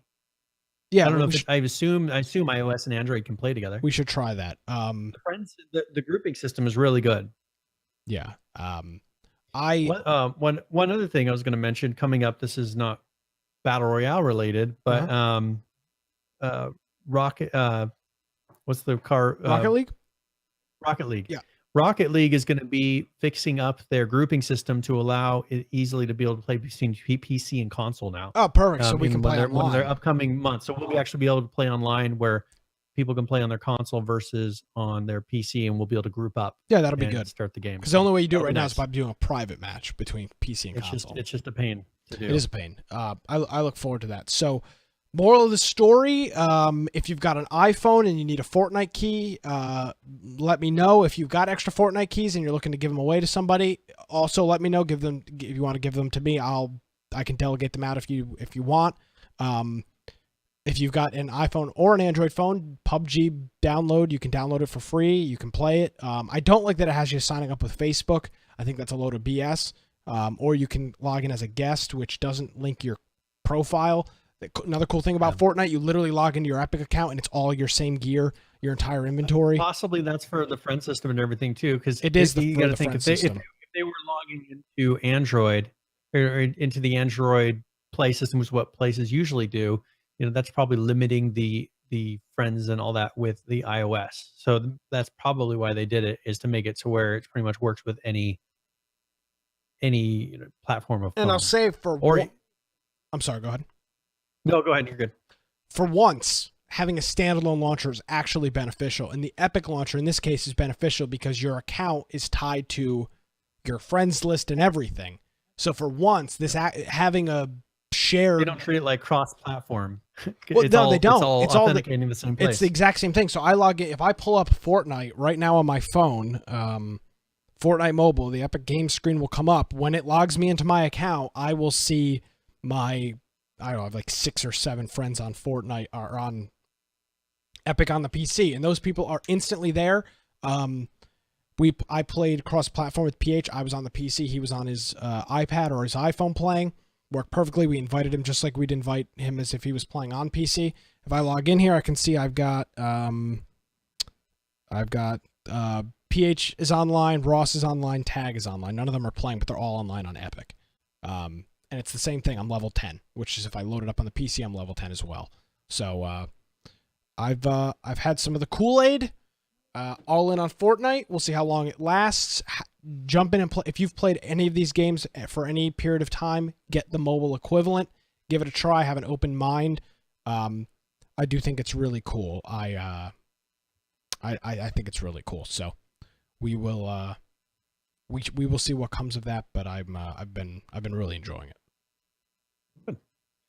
Very good. All right. So we should probably do our giveaway here before we get too far. About an hour and a half into the program. Yeah, so we'll kind of rush through this one. But I am going to, I gotta find here we go. All right, so I'm gonna do this one. We'll do it for 30 points. Okay. On this one. There'll be exclamation point giveaway for that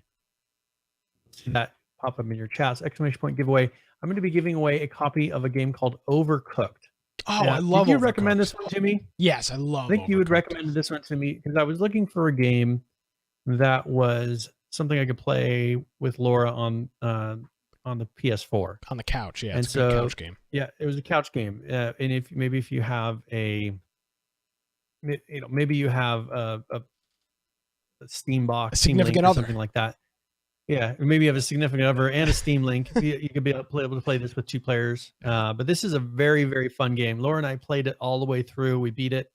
And I kind of wish they had another one that was like that. I don't remember if they have an Overcooked 2. They do, I think. But they had expansions, but I don't remember if there was an Overcooked 2. But this is, very, very fun game. You have to pretty much nail down what you're doing. Yep. Everybody has to do their part, and it really gets your mind going. Like you're just going in circles, just trying to keep up and beat the clock or beat whatever's going on. So it is a very, very fun game. I enjoyed it very much. I've got to ask, did you and Laura get in any fights over? I've heard you and her. I've heard you and her play games on the PC together. Was there any yelling back and forth? She's incredibly competitive. Yeah. So there was like, you didn't do this. Goddammit. You missed this, or you didn't cut this up right. You didn't, whatever it was. Like this game will do that to you. Yeah, I remember that when I played it. It was fun. Like, no, all you had to do was do this, and you screwed that up. And then, you caught this on fire. Yeah, and then the next game, I screwed up. I was like, no, that's not what happened. It's Totally like it. I didn't screw anything up. It's all on you. Yeah, Overcooked's a lot of fun. Yeah, so this is a very, very good game. So if you're interested in that, you wouldn't think. I mean, looking at it, you're like, oh, that's not that. No, it's an excellent game. Very, very well done. So it's simple concept, but it takes a lot of skill to be able to do it. Very, very simple concept. All right, and on that note, we forgot to do it at the beginning of the show. I do apologize. Luckily, I remembered. We've had some new Twitch Prime subscribers. Our friend GF Disturbed, who is, I believe that's Ross. That's his alt account. His wrong account, yeah. He did it during the show, so thank you for that, Ross. Our friend PHVCK subbed to us between last week and this week. Our good friend Heisenberg, who we met at PAX last year, had some burgers at the Boston Burger Company. Wonderful guy. Hopefully we'll get back up there to see him sometime soon. The infamous Langun44 subscribed to us on Twitch. I think he did it after hours. He did do it after hours. Comes and goes. Yeah, did it at noon on a Thursday, working hard. Yeah. And then our friend, our resident attorney Saul Greatman, also subscribed to us with Twitch Prime between last week and this week. So we want to thank all of them for their subscription. We appreciate it. And if you want to subscribe, you can do so, even if we're online or offline. We'd love to take your Twitch Prime subscription or your regular one. And then our friend Lord Beardface, thank you, just subscribed. So thank you very much for that. And all this stuff is all this stuff is helping us build build our million. Brian and I are already loaded from the podcast. We make a whole bunch of money from this. It's just piling on top of it. So this will go to buying games. It's funny is like we don't take any money out of this. No. Really, we haven't, and so we're saving it up. Hopefully for PAX, or we'll get to where there's something. Yeah, it'll be a gaming convention or a large purchase for the community. Or eventually we're gonna have to pull this money and figure out where it's at and put it into one account so that we know how much we actually. Yeah, we actually probably need to do that, and we do need to discuss about PAX. We really do need to discuss about that. So, because it's. Now PAX East is done. Now they're going to start announcing the next one. So on that note, thanks to everybody that has subscribed. We appreciate it. And if you want to support us, there's other ways. infectionpodcast.com/support. All right. Let's talk about H1Z1. And yes, on that note, yeah. Another one. We'll get our copyright strike on this one. I was thinking it'd be fun to play that, but I was like, oh, what's the difference now? We can't. Doesn't matter. Get money up anyway, so we can do whatever we want. Well, that's fine. Let's just do music the whole time in the background. Yeah, that'll be great. Just classic rock or something in the background the entire time. Yeah. So Greg Henniger, who was Henniger, however you pronounce his last name. Greg Henniger. Who we had on this program, I think twice. The community manager for H1Z1. He was one of but probably the most prominent face of H1Z1. Him and Clegg were pretty close. As far as the community manager, yeah. The community management thing. Very active on Twitter. Was part of all the live streams. He announced during the last community outbreak, which was last week, that he is he's leaving. Daybreak. I don't believe he announced where he's going, but he said he's staying in the gaming industry. Yeah, he's moving on to something else, though. So he's moving on to another company.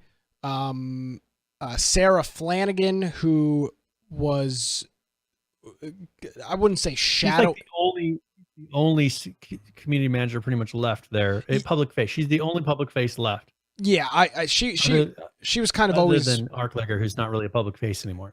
Yeah, she was always kind of with him with bigger community stuff. She was always kind of there. You can follow her on Twitter. Sarah Flanagan is her Twitter. SarahFlanagan. She is now the lead community manager, I guess you'd say, for H1Z1. There is a mass exodus from Daybreak. I don't know if this is because, and I don't want to get into this too much. We've pissed away enough time on this show.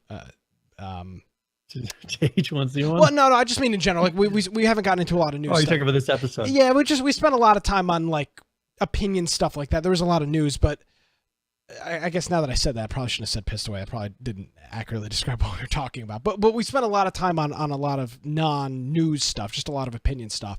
But whatever, it's my show. Opinion-wise, this is a company in distress. I mean, literally everybody is leaving. Like, who is left? Clegg?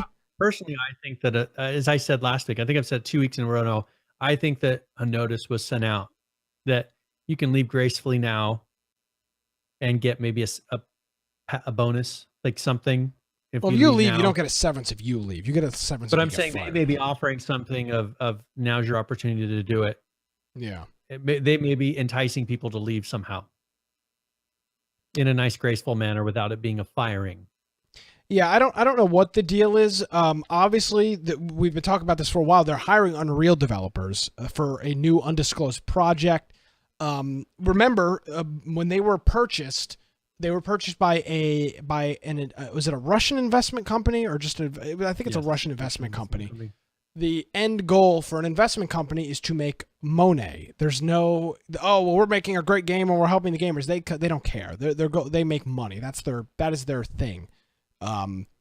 So they are pivoting. The direction is changing. Clearly something's happening where people are jumping ship. You would assume not for a good reason. Everybody's been very cordial and they're leaving. That's probably part of their agreement is you can't trash us on social media. Yeah. And not that you may not have only nice things to say. Yeah, which is, which is fun. I don't think I'd want it. I mean, I think it'd be entertaining to talk about. But realistically, I don't think you want that. So at this point in time, I mean, literally every week now, there's some prominent figure leaving. I can't even name all. If I was prepared for this, I would have actually named everybody. But obviously, Smedley's gone. Chris Wynn is gone. Greg is gone. Sebastian is gone.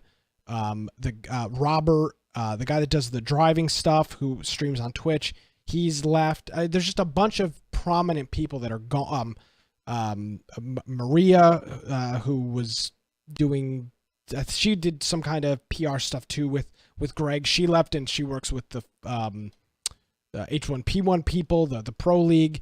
There's just been a mass exodus from Daybreak Games, and I don't know if it's the direction, the new game, the leadership, the ownership, but it's clearly something. They would want to start out on a very fresh foot with this new game. I mean, first of all, they can't use any of the previous programmers because they're very different.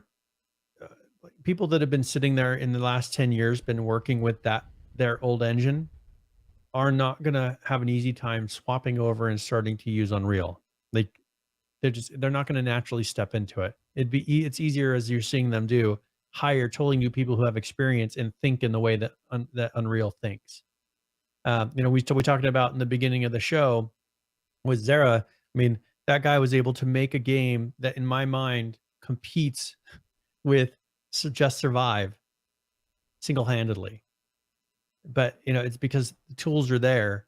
They've been struggling just to get anywhere with Just Survive, and they're getting nowhere when you could do that single-handedly with a different engine. So I think that the mindset is all wrong with the current team.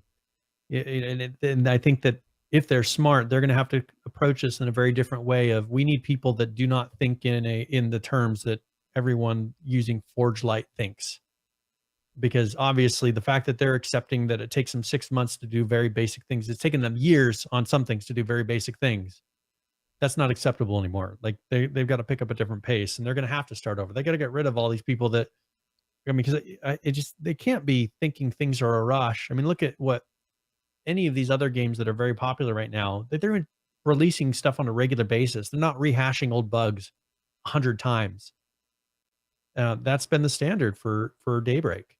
And I think that they have to start over if they expect their investment company to be happy. Because if I was on that board for the investment company, I'd be looking at this and saying, well, what drastic changes are you guys making that are going to put a little bit of confidence in you guys? Because your track record since we've purchased you has not been good.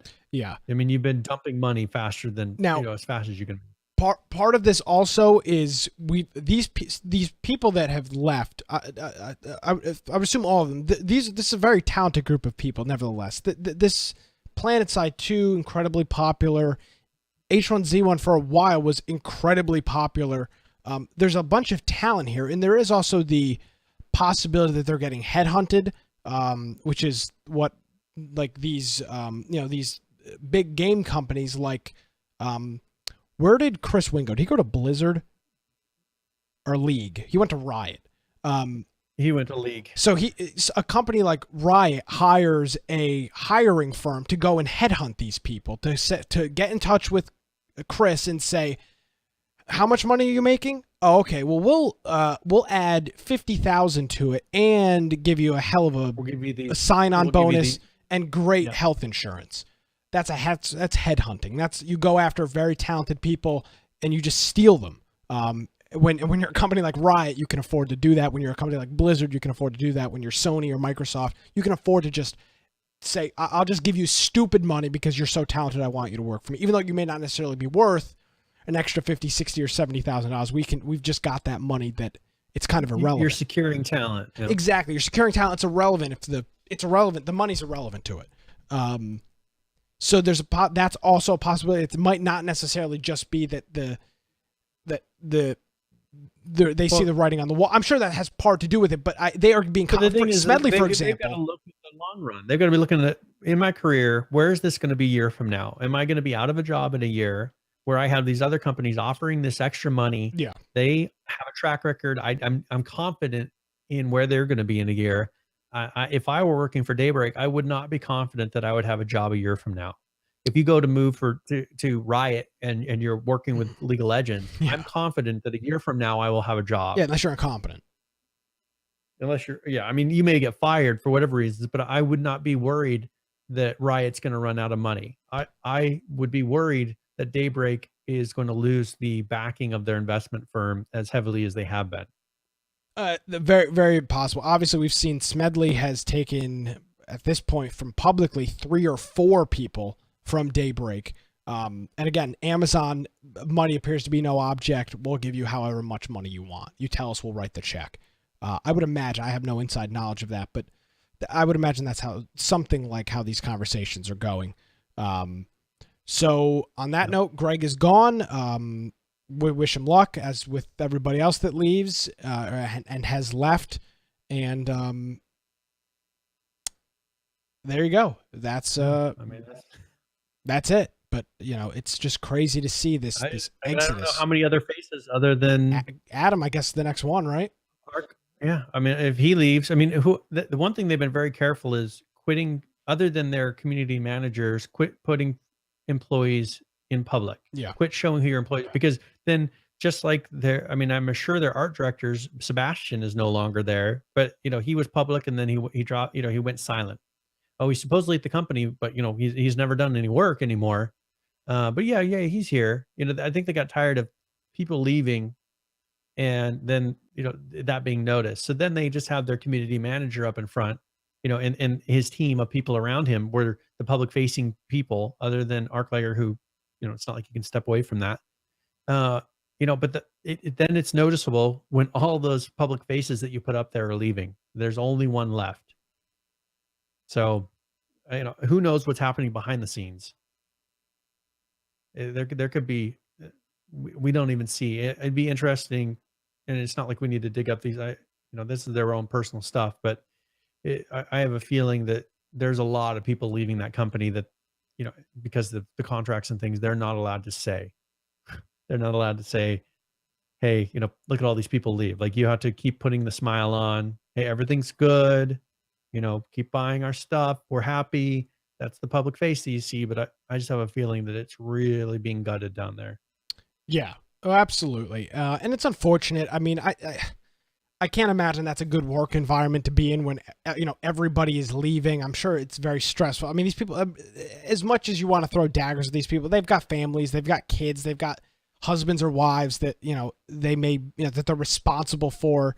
I would imagine it's a very, very crappy situation that some of those people are in. Well, I mean, it comes down, they talk about workplace cultures. That's what this comes down to. CEOs and things like that, they work to try to build up a certain culture.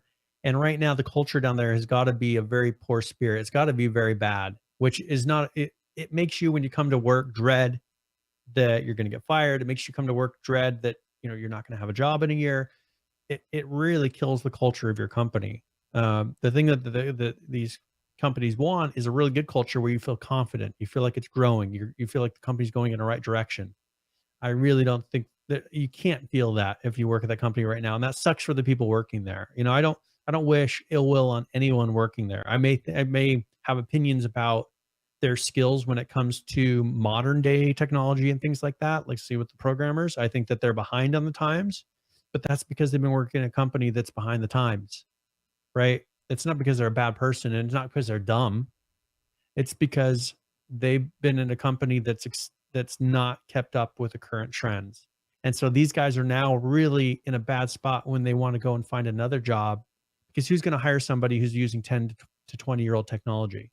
Yeah, well, Very yeah, tough time getting a yeah, job. I mean, especially I feel sorry for them in this whole situation. in the technology realm when things are adapting so quickly. It's being like, oh, I'm an expert at this point. Be like, oh, I'm an expert in Windows XP. That's my expertise. Yeah. Well, that's great, but it's not 2004.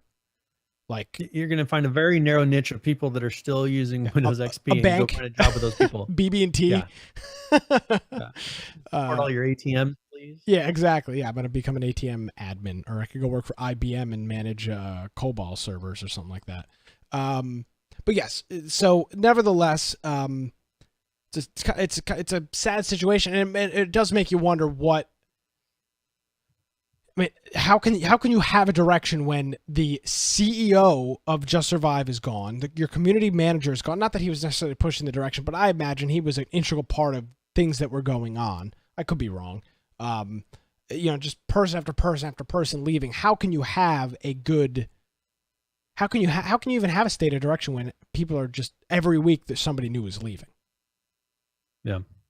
So. I personally think that, as I said before, they're winding it down. I don't think they're going to have any major stuff. I think they're winding it down and trying to get into cruise control mode so that they can stay in business just long enough to get that next title out. Yeah. Because I think that's the biggest concern.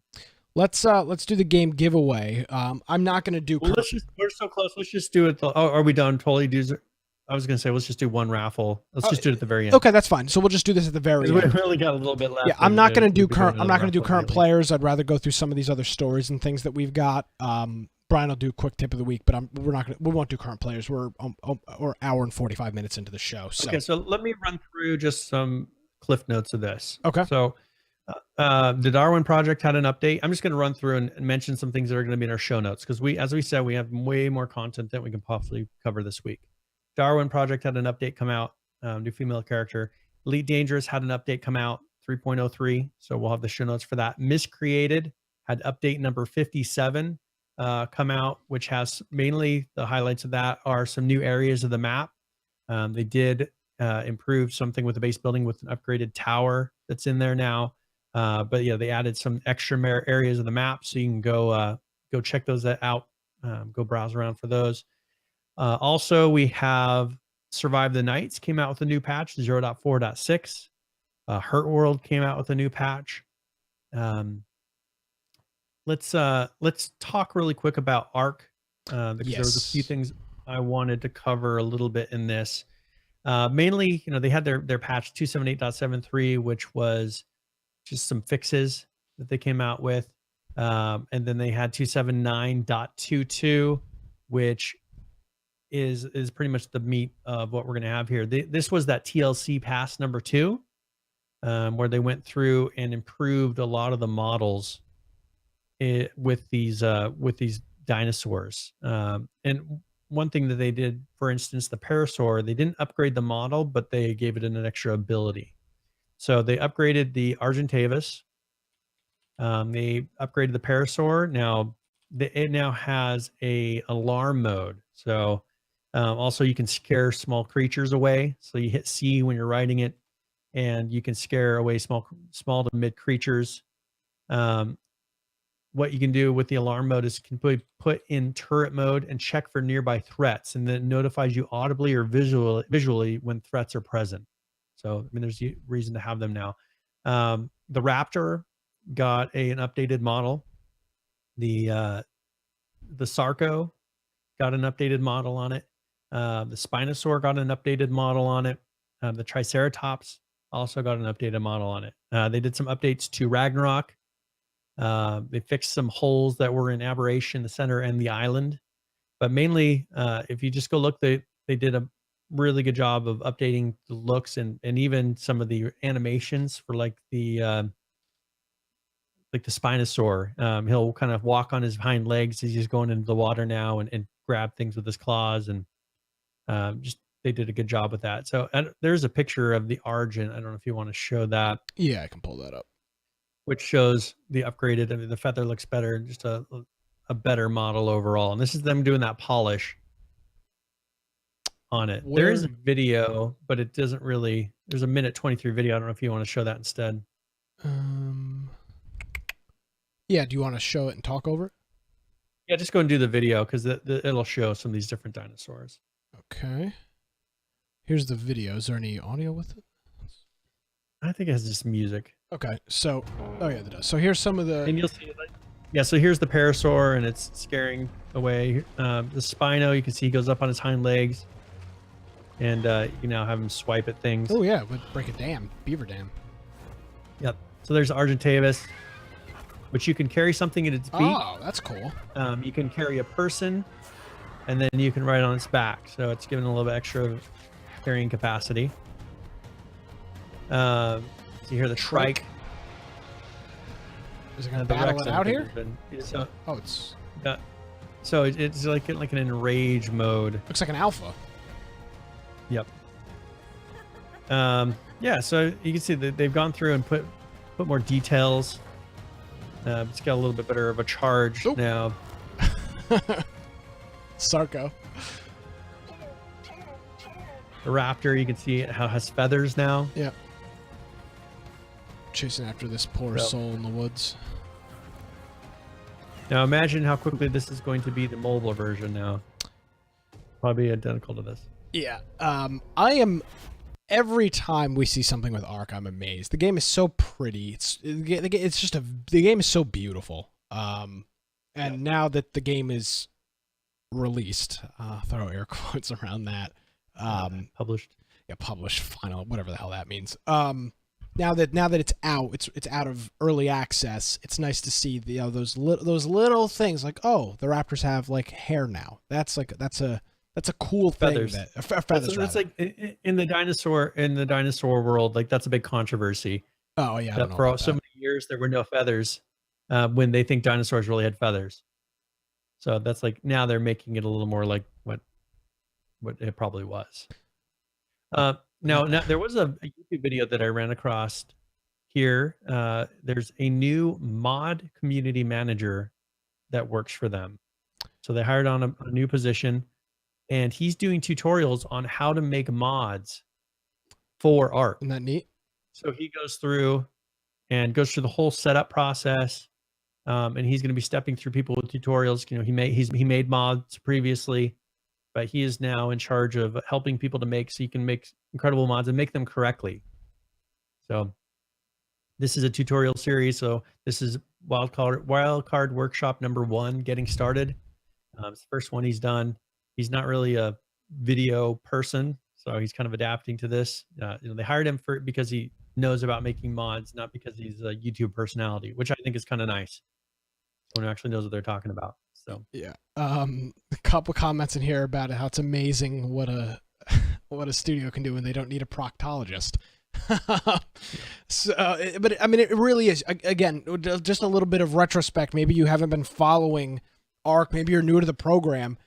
This was their first. This wasn't their first game, but this was their first like hit under that studio. Oh, it was actually their first game, wasn't it? Wildcard. This was their first game. Yeah, so this is literally their first game. As you're talking about a studio that was nothing for a time, had like one of the most concurrently played games on Steam. When they broke, yes.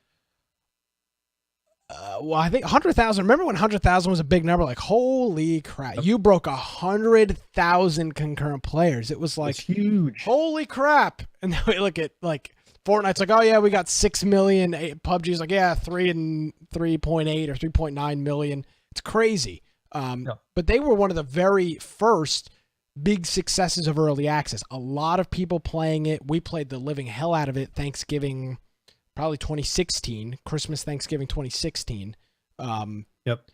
It was one of the first big successes. Again, a studio that came from nothing. And the point is made that when you have a studio that their goal is to make a game and not do any of this other BS, you come out with a really successful product. You could make an argument, probably the biggest success of early access that has been released. Now, PUBG and Fortnite, I'm not going to include in that, but So let's say that you're looking to even get into game development. Yeah. This would be an excellent way to start, because a lot of the knowledge that you need to be able to develop a game is in the same. It's there when you're making a mod. You're still working with blueprints, or working with code, working with models. All that stuff is still there. So if you're like, oh, I'd love to know how to make some of this stuff, but you have no experience, try making an Ark mod first. Other people have made it in other, but this is a very stable platform that you could get in and say, I want to be able to add this feature, and see if you can do it, because that will teach you how to do it. what I will say is Brandon, Mr. PUBG himself, started game development with mods. That's how we've got what we've got now, is because of mods. Yep. So there, Yeah, that's how we got into the business. So if you're like, how do I get to be as successful as him? Well, he started out because he had a good idea. He made a mod with it, Arma mods. and then it took off. And so if you think you have a really good concept, try building it into an Ark mod. If it's something that's capable of doing that, or an Arma mod or whatever, if there's a platform. And I think we'll start seeing more and more. PUBG supposedly was going to be a platform. I think they backed away from that a lot, because it sounds like they're not really doing mods anymore. They're doing all the content, but there may be another platform that comes out. You just got to find a company that makes a game very well, and then opens up mod support, so then you can just enhance that game, just like Ark has done. Ark made their game very well, and then people are able to mod on it without a lot of issues, and it's consistent. So hopefully people can take advantage of that. And this, we'll see as he starts to release videos. Hopefully he'll get another couple of them done that go into some of the more in-depth things. Unreal does this as well. They have videos where they just talk about a topic and they step through how to do it, and it's just like a tutorial video. They'll say, hey, we're going to go through animation and working with blend spaces, and so they'll spend an hour to an hour and a half just going through all the details of how to do blend spaces in Unreal. And that's a series that they have going. So there's a lot of tools out there. You can learn a lot of things on YouTube, but this is a very good place to start if you don't want to have to start a game from scratch. Yeah, I'm reading an interesting article right now. Do you have anything else you want to cover? Because I want to wrap up with this, and then we'll do current play or. No, I'll just mention. So with Rust, they have a video out. They have I put a link to their roadmap if you want to see what they're planning on doing in the next, end of this year. I was just going to mention really quick, they're improving their AI. We've seen that. They're going to have farming. They're improving their farming.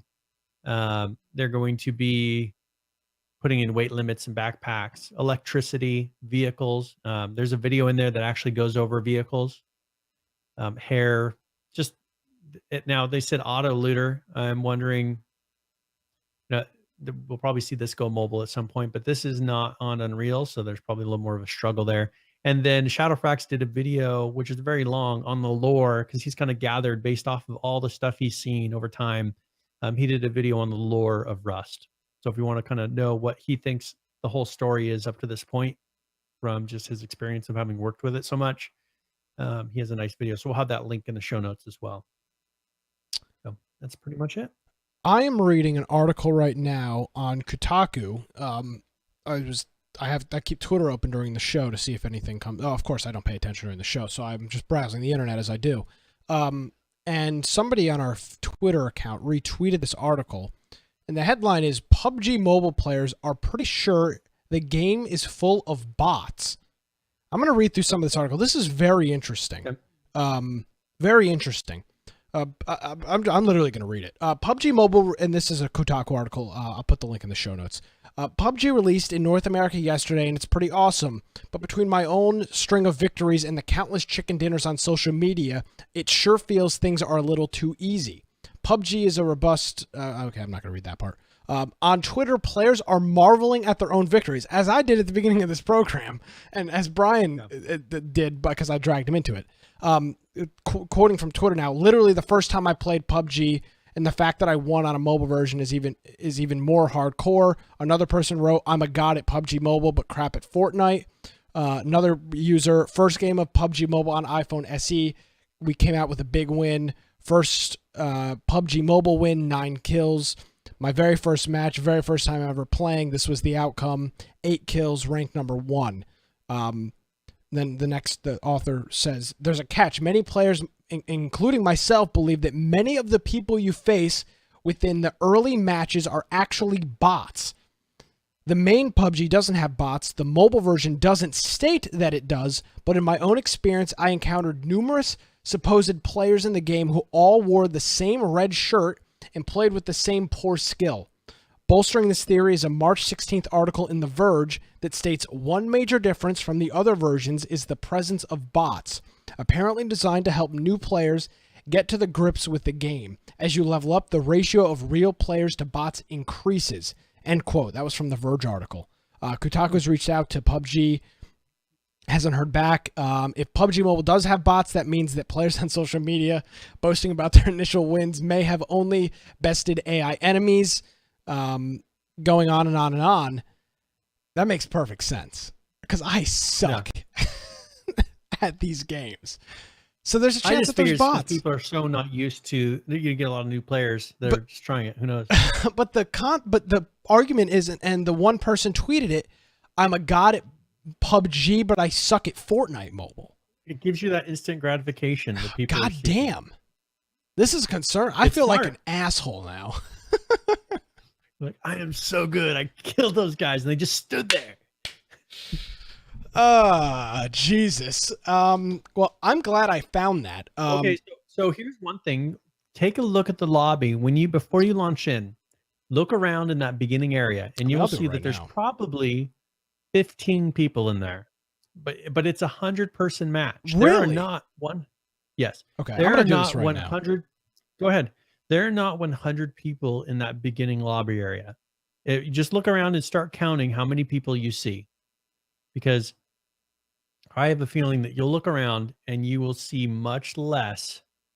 There's not 100 people running around that room. First of all, your performance, your mobile, and this may be for some performance reasons that they're doing this as well, because they're having to track 100 connections on a mobile. Very difficult to do, especially in that lobby area. I don't know how they would have so much information going back and forth on a mobile connection. I don't know how they'll do it later when supposedly you level up and there's more real players. I don't know how they're going to get 100 players and have your mobile connection transfer that properly in the lobby. Okay, I'm loading in. Yeah, once you get in there, just kind of spin around and just start counting the people around you, and that'll give you a good idea. Because I noticed that there weren't that many. I was expecting, just like you see in the regular game, the PC game, it's a pretty full lobby. Like, you're running around, there's people everywhere. You will not see that here. Okay, my game starts in 58 seconds. There is 1, 2, 3, 4 other people, and it does say 100 joined. I'll be a son of a bitch. Yes. 4 people. So you're playing in a 5-man game with bots. So 95 of the people are bots. Huh. 95. So you may luckily possibly run across one other real person. But most likely you're running against a computer player. Here come the pump. There's probably about 10 people, 15, 20 people in here right now. 20. So it ended up at 20. And it's probably filling out. So it says 100 no matter what. It does say 100. And so they'll get up to a certain point, as however many people they bring in, and they'll just start it. And the rest will just be filled with bots. Yeah, there's probably about 20, 25 people in here right now. So they're doing 3/4, it sounds like, then 3/4 of the people are bots in that level. But I bet you it just probably gets to 50%. I don't imagine them trying to bring in more than 50 people into a mobile game. Yeah, that's technical wise. I don't see how they can do it. Yeah, that's very, very interesting. Hmm. Well, But the thing is, it gives you that gratification of, man, I did really good. Where in PC, they're not searching for this. They want to keep people hooked. They want to keep people playing, so that they unlock and start getting crates and doing all that stuff. Like, it's a free game, right? They need to keep people hooked, just like they do in Clash of Clans, just like they do in all these other games. Like, they got to get you to where you feel like, man, I did really good. Oh, I killed so many people. Like, I'm really good at this game. I got to keep playing. Like, hook you. yeah, and Nisco makes a good point. See, the casual would never know a gamer had to open the book. It was, I mean, it was odd that I got 6 kills, and now, and once it's pointed out, here's the thing. It's an interesting, and it actually makes sense. Realistically, you start off in games where it's almost all bots, and you're absolutely right, Brian. It's the let's hook you, and once we've got you, we've got you. Well, if they're all real players, majority of the people will be losers, right?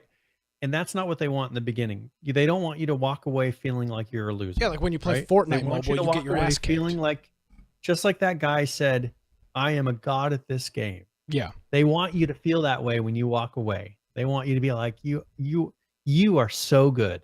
Look at you, Nick. You're just the best at this game ever.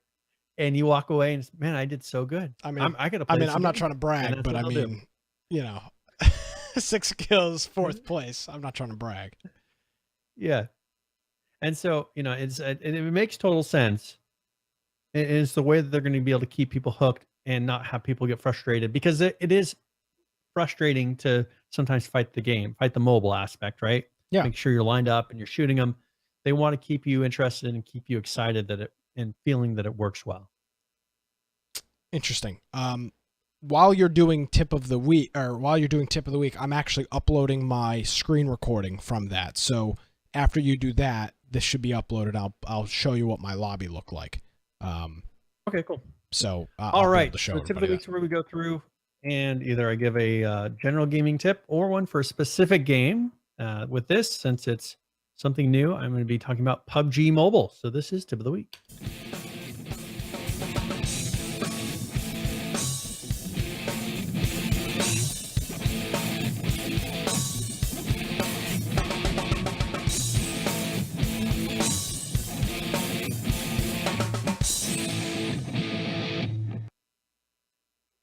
All right, so I just wanted to go through and just going to give some hints and tips for PUBG Mobile, since it is very new.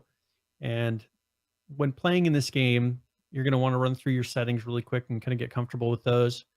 They do have an option for the auto loot that is in there. Make sure it's configured. I mean, if you want to try it without it, you can do that as well. It also has a grouping system for loot, so you can turn that off if you'd like, or turn it on. Also, you want to make sure that you're able to move quickly through the world. That's something that, being on a mobile, you don't want to feel sluggish. So they have an option called auto run that you can use in this. And the left knob, it's a virtual knob that you can use on the left-hand side. If you drag it up, and then you'll see a circle show up above it. You drag it up to that circle and then let go, and it actually enables the auto run. So then you go at a faster rate than just pushing forward, and you'll be able to move more quickly, kind of like putting away your weapon and running. Um, and then that locks you into that. Also, it'll help you from having to keep your fingers on the tablet the whole time or on the phone, and you can just maintain that forward movement. If you want to come out of auto run, just put your finger back onto the virtual joystick, and then you'll have full control again. So it doesn't lock you into it. It's very easy to go, get out of it as well. When shooting, one thing I found, at least with PUBG, is you'll want to take advantage of strafe. You'll kind of move to the left and to the right. This will really help you prevent getting shot, first of all. But also, you kind of, as you move your crosshairs across the player, you can just shoot at the right time when you're going across them, rather than sitting there trying to line it up. It's a much easier way to try to shoot in this game, and it seemed to work a lot better than trying to turn your body, just strafing back and forth as you move along. And this, I felt like, as you go into the scope mode, and things like that. It was very difficult because usually you weren't that, maybe if you'd lay down and you had a decent ranged one, you would go into scope mode and kind of pick somebody off. But usually you found yourself kind of getting to a closer range combat. You always want to keep a short range weapon with this one. You don't want to get stuck trying to shoot somebody that's right in front of you with a sniper rifle or something like that. So make sure I was keeping an Uzi on me. That seemed to work very well for this type of a game. And then make sure that with that one, you can try to just go straight at them shooting. But if you're using a single shot weapon, just make sure that you use the strafe method, because it really helps you, because it gives you some chances to actually shoot at them before they pick you off, because you're actually a moving target. So that is tip of the week. Alrighty, thank you very much for that, Brian. Having an issue with my my mobile my upload. It says my video is not valid. So I'm trying to stream my gameplay to. I mean, obviously, I don't assume that people don't believe me, but I do kind of want to illustrate this. So Illustrate it, yeah. I believe this is working. So this is yep, there. This is my gameplay being streamed. It's a couple seconds behind, but let's see. I'm in a lobby right now. It says 98 people joined. I see 3 people. So there must be there are 4 people joining I see in this lobby. So you can see those are the 3 people in the corner. Yeah. There appears to be. And so it's saying that it's a full lobby, yeah. but obviously it is not. Yes, there appears to be. And you're probably under level 4, so it probably is as you go up in levels. A bunch of people just clicked in. I'd estimate there's about 15 people in here right now. So it seems to range from what you said last time, about 15 to 20 people. Yes. So they're probably keeping a threshold about a quarter. I mean, what it seems like is a quarter of the people. Yeah, that's for yeah, and more people kind of come in as you walk. I would estimate probably 20 or 25 people in this game right now. Yeah. So. And that makes sense. I mean, you got to think, managing trying to track 100 connections to a person's cell phone. Well, Fortnite's doing it on their whole setup, so they're probably. I have a guess that they're probably doing it very efficiently. Well, I mean, it's the same engine. So yeah, the net code I feel like is better. I don't know. We'll see. I mean, it may be improved. I would wonder how they're managing to track all that. Plus all the variations of clothing. I mean, there's a lot of data going back and forth to keep track on someone's 3G possibly connection. Yeah. All right. Well, I think that was a very interesting show, very informative show. A little bit different than usual, a little more opinion, a little less news. But it's just one of those weeks where we had so much stuff to get into. The Fortnite and PUBG things we're on the cutting edge of this stuff. These things are brand new. They're right out. We're going to stick with them. Because I think this is a trend that is seriously going to pick up some steam going forward. So, yes. So, all right. So let me go and roll this game giveaway for this week. So Angus Mangus, congratulations. Congrats. I will send you a key. It'll be in your Twitch messages, and I'll send it from the Infection account. So, yeah, that should be there in the next 10 minutes. Awesome. Thank you, Brian. Where can people find you on the net? Yeah, if you want to find me at Boise Computer on Twitter, of course, you can go check out my blog, biteoftech.com. That's BITE of tech.com. Also, make sure you go to our website. We had a lot of show notes. We have a lot of things we didn't cover. So maybe you're like, oh, I wanted to hear about the miscreated news. We'll have a link to those on our show notes. So just go to infectionpodcast.com, select the episode. This is episode, 166 we're on now? Yes, sir. And you'll be able to see all the different show notes. We have a lot of information in this one, pictures, videos, all the stuff is there. Also on the main website, if you want to join our Discord and hang out and chat with people throughout the week, hang out with us, play some games on Friday nights, maybe some board games on Saturdays, go to the join server. It's a green button on the right-hand side that connects you to a free app called Discord. They have a nice mobile version, works very well, has a chat that we're able to use. Text chat as well. You can go in there and do private channels if you want to be able to play games with other people. Very nice app. Also, we have our YouTube channel on there, our Twitch channel for our live shows. If you're looking to get notifications when we start our live shows, maybe you're at your computer and on a Tuesday and you don't know when the live show is, I would encourage you to go and join our Steam group, because you'll get little pop-ups. If you happen to be at your computer, come join us for a live show and you can be a part of the game giveaways and give some input in the chat. So that is it for me. Thank you. That is it, and we're going to be playing some CSGO this Friday night. Hopefully you can join us for that. Maybe some tabletop stuff Saturday or Sunday. I'll be playing some Fortnite, so if you're hanging out in the Discord and you see me playing, ping me, and I'll jump in there. Honestly, God, I've just been like sitting here, and I'm like, oh, I'm going to play a quick game, and I don't even look at Discord. So if you want to play, just ping me. I'm probably here. So I'm doing that. So CSGO Friday night. Thanks to all of our Twitch subscribers. We appreciate that, and everybody else that's supporting our program through the Amazon affiliate, the direct contributions, and through Humble Bundle. We really do appreciate it. And it does. There's a new Humble Jumbo bundle out. So make sure you check that out. Use the link on our website to get there if you're going to do a purchase, but they do have a new jumbo bundle that they did announce today. There you go. infectionpodcast.com/support. Brian, thank you very much. It's a pleasure as always, and we'll talk with you next week. Sounds good. Alrighty, ladies and gentlemen. Well, you can follow us on Twitter at you can follow us on Twitter at InfectionCast. We tweet throughout the week. Brian teased the game he was talking about. I tweeted out a little while before we were live that, hey, there's some, this is going to be a pack show. We talk about Fortnite, all that other stuff. We're not going to spam your Twitter feed. You can follow us there. And then all of our other social media links at infectionpodcast.com. That's going to do it for episode 166 of Infection, the Survival Podcast. My name is Nick Craig. You can follow me on Twitter at Nicholas M. Craig. Visit our website, infectionpodcast.com. See you next week.